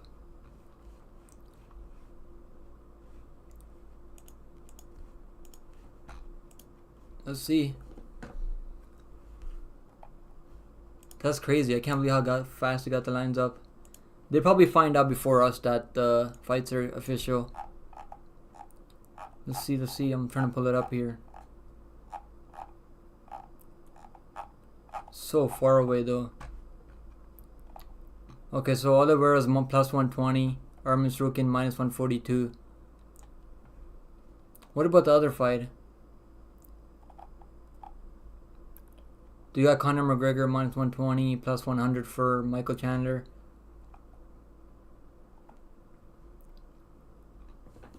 What about the Santini fight? I don't think they have odds for that yet. Okay, they got the odds up. It's even money fight. Yeah. If you're betting Poirier, you might as well just wait, because I think Santini is gonna be. I'm gonna bet on Santini here. Minus 100, minus 110. Yeah, I'm gonna bet on Santini at minus 110. That's a good bet, to be honest. Let's see what a better line opens up. Maybe they open up as him as an underdog. Santini at even money is a good bet, I think. Anakin said, "Isn't it weird that Dustin didn't want to fight Beneil, but is fighting Santini?" I mean, like, I think Dustin would have knocked Beneil Darius out. Let's be honest. Beneil Darius doesn't have a good chin. He didn't want to fight him because Beneil Darius doesn't really have any pay-per-view pull. I mean, like, no one's gonna buy pay-per-view to see Beneil Darius, but people are gonna buy pay-per-views to see Santini versus a Poirier. Like, Santini actually is an exciting fighter, unlike Beneil Darius. And he goes, Master Max number said fun stream. I appreciate that, brother. I'm glad you're here hanging out with us. Like I said, Arman minus 142, Charles plus 120. Yeah, the odds are kind of crazy, bro. I think these fights would be even a money fight here. I would have Charles as the favorite, like minus 120, because he's been at this top level, beating everyone and finished everyone in the top 5 except Arman now. Scott said it's weird if you ignore money, I think. Michael said Benoit Anthony minus 124, Dustin minus 110. No, it's minus 110 right now, so maybe the lines are going back and forth. The line just opened up. I think these lines are going to move. I do think Santini's going to be like minus 140 in a couple of days. These lines are good, I think. That's what... No one has a... They don't know who's going to win this fight. That's why they opened these lines at even money right now. Yeah, this is a great matchup, man. I'm really fucking glad they made this matchup. Well, Arman's money line is moving as we fucking see this right now. He's minus 148 right now. So money is fucking... Some heavy money, some big cappers out there with some big bankroll are putting a ton of money on Arman Tsarukyan. Because of the wrestling, I think that's why they're doing it. And they're probably thinking to themselves that he can hang on the feet with Oliveira. He's got good enough striking. But man, I'm not betting Arman Tsarukyan at minus 148 against Oliveira. I can't give him... If he was minus 110, minus 115, I'd probably bet on Arman at those odds. But at minus 148, fuck that, man. Can't get myself there. But I'm definitely betting on Santini at minus 110. Well, he's minus 125 now. Lines are going back and forth. I gotta fucking put a bet on him. Minus 110. If you can get Santini at minus 110, I think that's a really good bet. Let's do another poll for now that we have the odds. Let's see. Poirier. Let's see if the odds change your mind.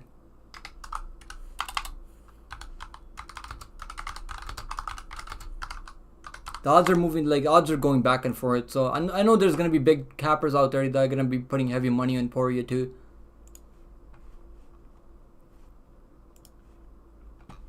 I'm just gonna put a unit on him. It's too far away. The fight's too far away.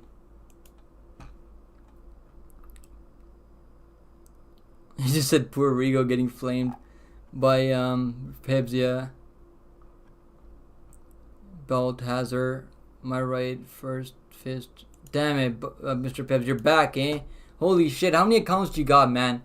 Fucking, that's the type of commitment I need to my YouTube channel that you have to your ALT accounts. Holy shit.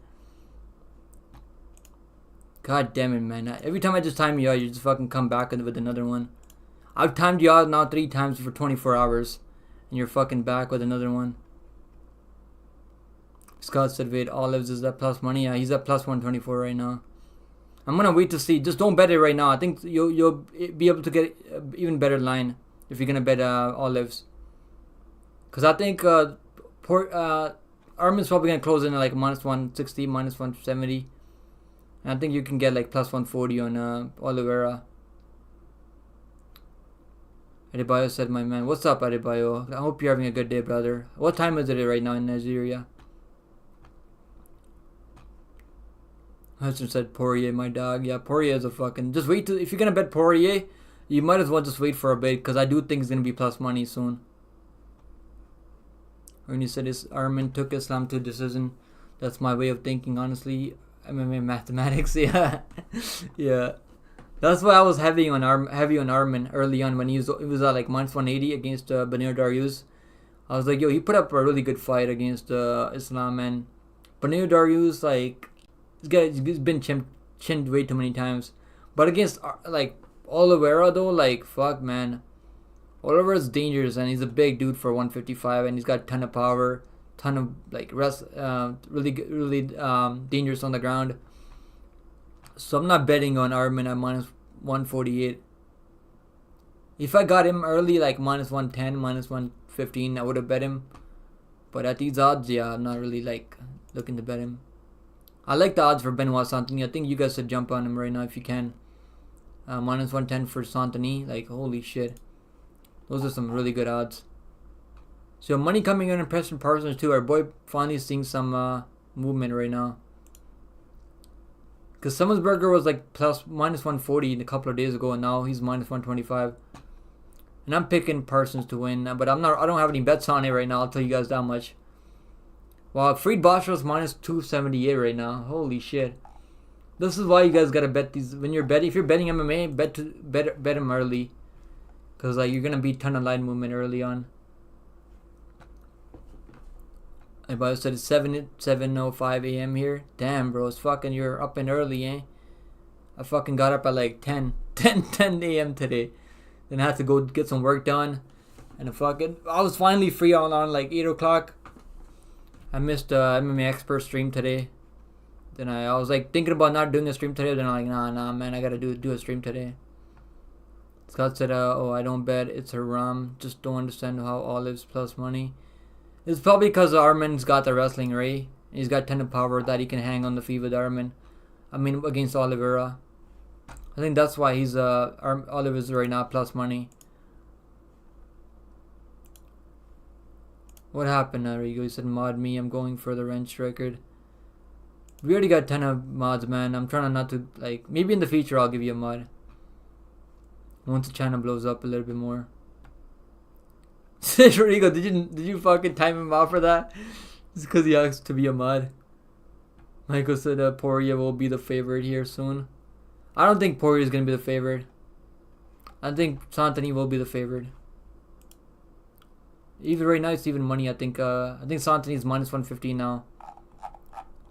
If like I'm waiting to see what I'm not betting too much money on it, but I'm waiting to see where the other books open him up as. I could see some books out there opening up Santini as underdog because Poirier's been at this level for a long time. He said I was just censoring WMC. I just deleted the message.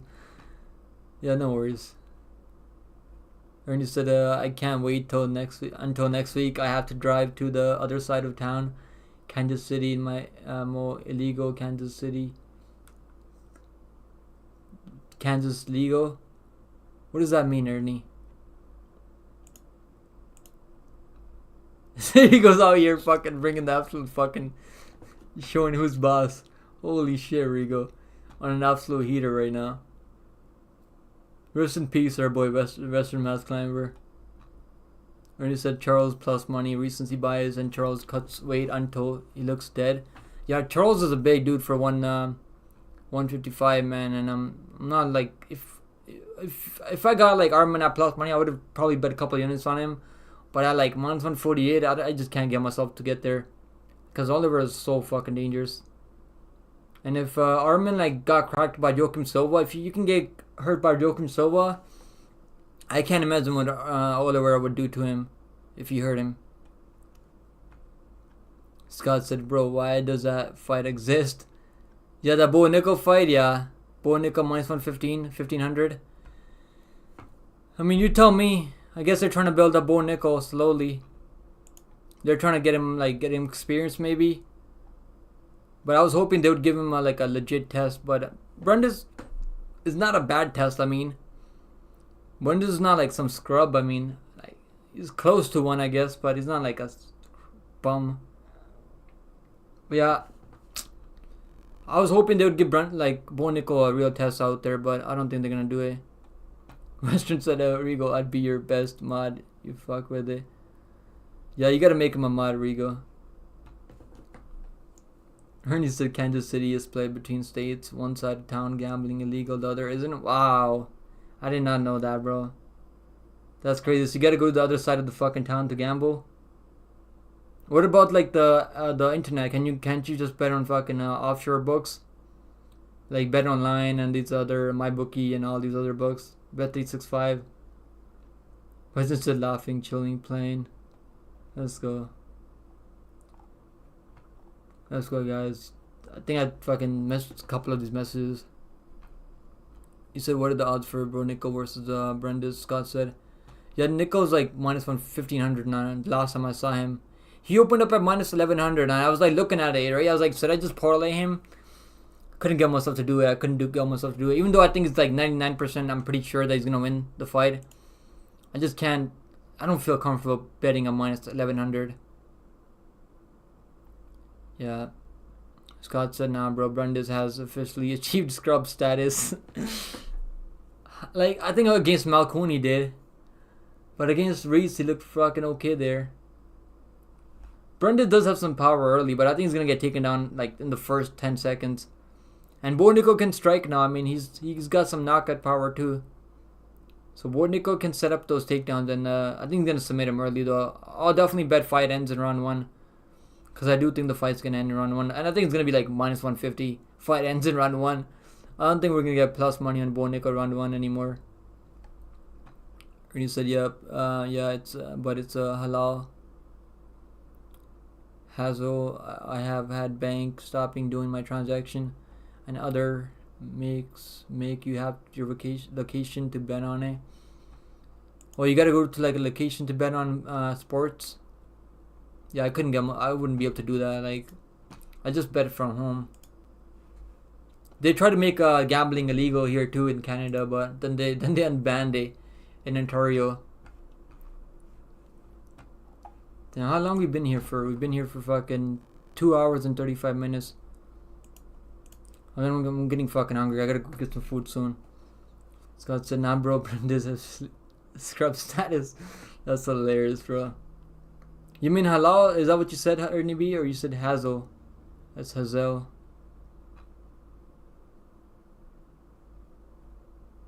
Anakin said, I would have done Bowen versus Malcone. Iron Turtle versus Albert Drive.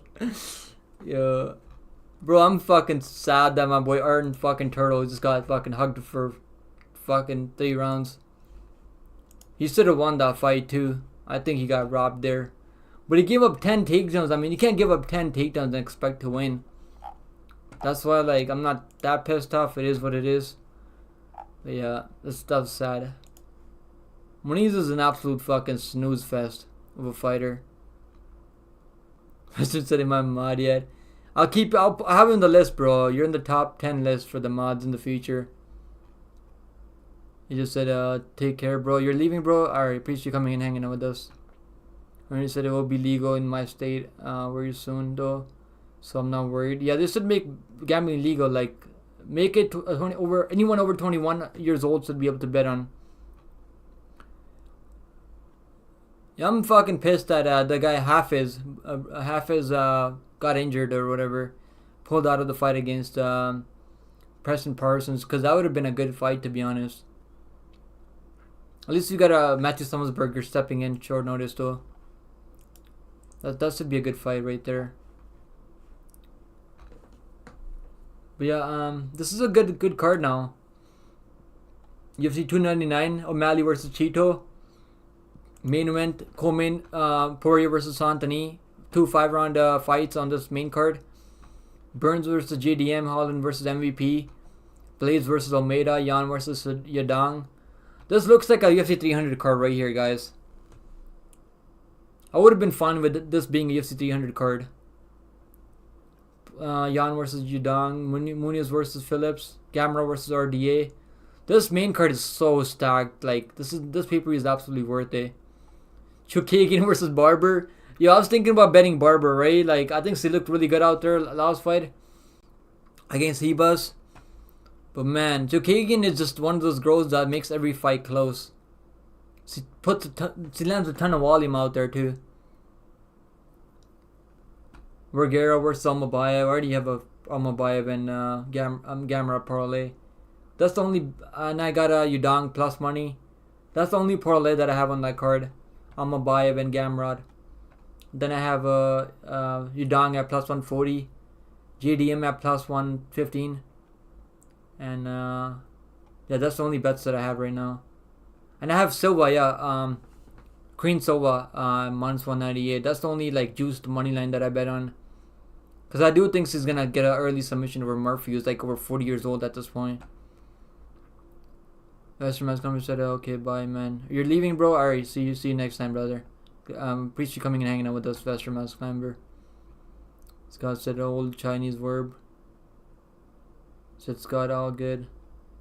And he considered they should have gave Bo Muniz. I mean, I think Bo would have won the fight. I mean, he would have fucking just submitted him or like gone and pounded, and that would have been a good matchup for Bo Nickal. But they're trying to give him like as much time they can with Bo Nickel. Because I think Bo Nickel's gonna bring a ton of like wrestling fans to watch MMA every time he fights. Brings a ton of fans out there. And like I said, Bo would destroy Moniz. I think he would, yeah. Moniz is like fucking horrible, man. He had a ton of hype on him back when he was fighting Brandon Allen. I mean, his hype died after he fought Allen. And then he got completely exposed against Paul Craig. Looked horrible out there. Choi B said Maverick versus old Andrea Lee prediction. Maverick's gonna get that done, man. I picked her by perfect prediction last time. I picked her by third round submission last time, and she got it done, and made me a ton of money there. And so I think she's gonna get it done. I think she's gonna get a submission. I don't know if she's gonna submit Andrea Lee. Andrea is fucking tough, man. Man, she's gonna submit Andrea Lee. I do see her winning, obviously. I think she's gonna be able to wrestle her. Andrea KGB Lee. She's a tough girl too. It's not gonna be easy. But yeah, I think that's gonna be a good fight right there. But I'm picking Maverick there by submission. I think she can get another late submission there. Maverick's gotta make some improvements though. She's not the biggest girl for the weight class, so her fight against who was it? When she couldn't get the takedowns against Jasmine Jastovicius. Was that the fight that I'm talking about right now? I think that's the one, right? She didn't look too good, but Jasmine is pretty good. Angus said, what do you guys think the chances are of Lemos catching Suarez in a submission? She caught Weili in the submission, right? I mean, she had that ninja choke locked in at one point. So, I don't know, man. But I don't think it's going to be likely. She's going to have to knock her out on the feet. I'm not betting that fight. I'm not going anywhere near that fight from a betting perspective. Fuck that. Suarez, last time I saw her when I was looking at the card, I saw her like minus 500, minus 600. You can fucking I'll stay out of that one. But I think Suarez is gonna win. But I'm not like betting that fight. I'm not like there's much other better spots on that card than be betting Suarez. That could happen. I mean, I'll sprinkle Lemos by submission. Because he's always like going for these ninja chokes and guillotine chokes and all this other stuff. But I think the chances of it happening are very unlikely. I think Suarez is going to be way bigger than her. Suarez is like a weight bully too. Isn't she dating Patchy Mix too? I think they're working together, right? That's why she looks so fucking good out there. Western said I rate who? I'll rate someone when I leave. Maybe I'll rate some. I don't know who's out there on live right now. I gotta check. And MMA, Lasso MMA is live right now. So you guys want to go hang out with him for a bit? What do you guys think? I think he's live right now, right? He's got 10 people watching right now. So guys, I'm gonna take it easy. I'm gonna go get some food. I appreciate you guys fucking coming in, hanging out with us as always. Yo, Antoine Willis, what's up, bro? He said, you guys, he said, yo, what's up, Nick? Hope you're doing good, bro. Cool to see you're live right now. Yeah, I appreciate that, brother. I'm glad you fucking could make it to one of the streams. But I'm almost leaving right now, bro. I'm gonna get me fucking starving right now. I just ate before the stream too. I'm getting hungry now. But I appreciate you coming in, hanging out with us, bro. Ernie said Shadow Legends. Bro, I hate that fucking game. They'll always get those ads whenever I'm trying to fucking like go on other websites. Fucking, I always get those ads. Those are so annoying. Raid Shadow Legends. Scott said Bo Nickel legit just getting his record padded in the open. And no one cares. It's filed. I mean, it's not really up to him, right? The UFC is doing what they're doing with him. Antoine said, do you think people are just gonna say fuck Justin just to say fuck Justin without looking into his fight? I think the thing with Justin is, bro, like, he's been at the top in the fight game for so long, right? Like, but I think, like, I think we're still gonna get some Dustin fans out there cheering for Dustin. I'm a Dustin fan too, but I think his time is up now. He's been at this level for way too long. Yeah, Patchy Mix is great. I always bet on him. I bet him against Stotts too at plus money. I can't believe he was underdog against Stotts. And then I bet Stotts at plus money against what's that guy's name? I can't remember his name right now. The last guy that he fought, Stotts, got that done as plus money for us. Scott said, nah, bro. People love Dustin Poirier. Yeah, people do enjoy Dustin Poirier. And you said Nabi said good night. Maybe Mr. Pibbs is streaming right now. That'd be fucking jokes. Holy shit. I don't think Mr. Pibbs is streaming. But yo, I'm gonna be make sure you guys go hang out with the Lasso MM. I'll read you guys too. So you guys can go hang out with him for a bit. I appreciate you guys coming in, hanging out with us. Yeah, Rico, I've seen that. He's live right now. So go show him some love. Make sure you guys drop him a like too. Shout out to all you savages out there fucking coming in, hanging out with us. I'll be live tomorrow, guys. We'll be fucking chatting it up tomorrow. I gotta work on a best bets video for UFC Vegas 84. Then I gotta work on LFA 174 video. So I got a ton of work to do. Then I gotta go to work tomorrow. So I appreciate you guys as always, man. Shout out to all you guys again. Thanks Rigo for hanging out with us. Thanks Mr. Mass Climber. Thanks Scott again. Shout out to Ernie B again. Antoine Willis. Shout out to you. Shout out to Angus Morgan again. Shout out to Anakin Skywalker. All you savages out there, man. If I'm missing anyone, my bad. Ages MMA. Make sure you guys go check out Ages MMA. Putting out good content as always. And I'll see you guys in the next one. Antoine said, I think Dustin can win that. Yo, I think he can weather that early storm. And he's way too well rounded. We're going to find out, man. But fucking Benoit Saint is no joke, though. So he's going to have to weather that storm. If he does it, he can definitely get it done. So that's it. So makes me uncomfortable, bro. Feels bad mocking the disabled.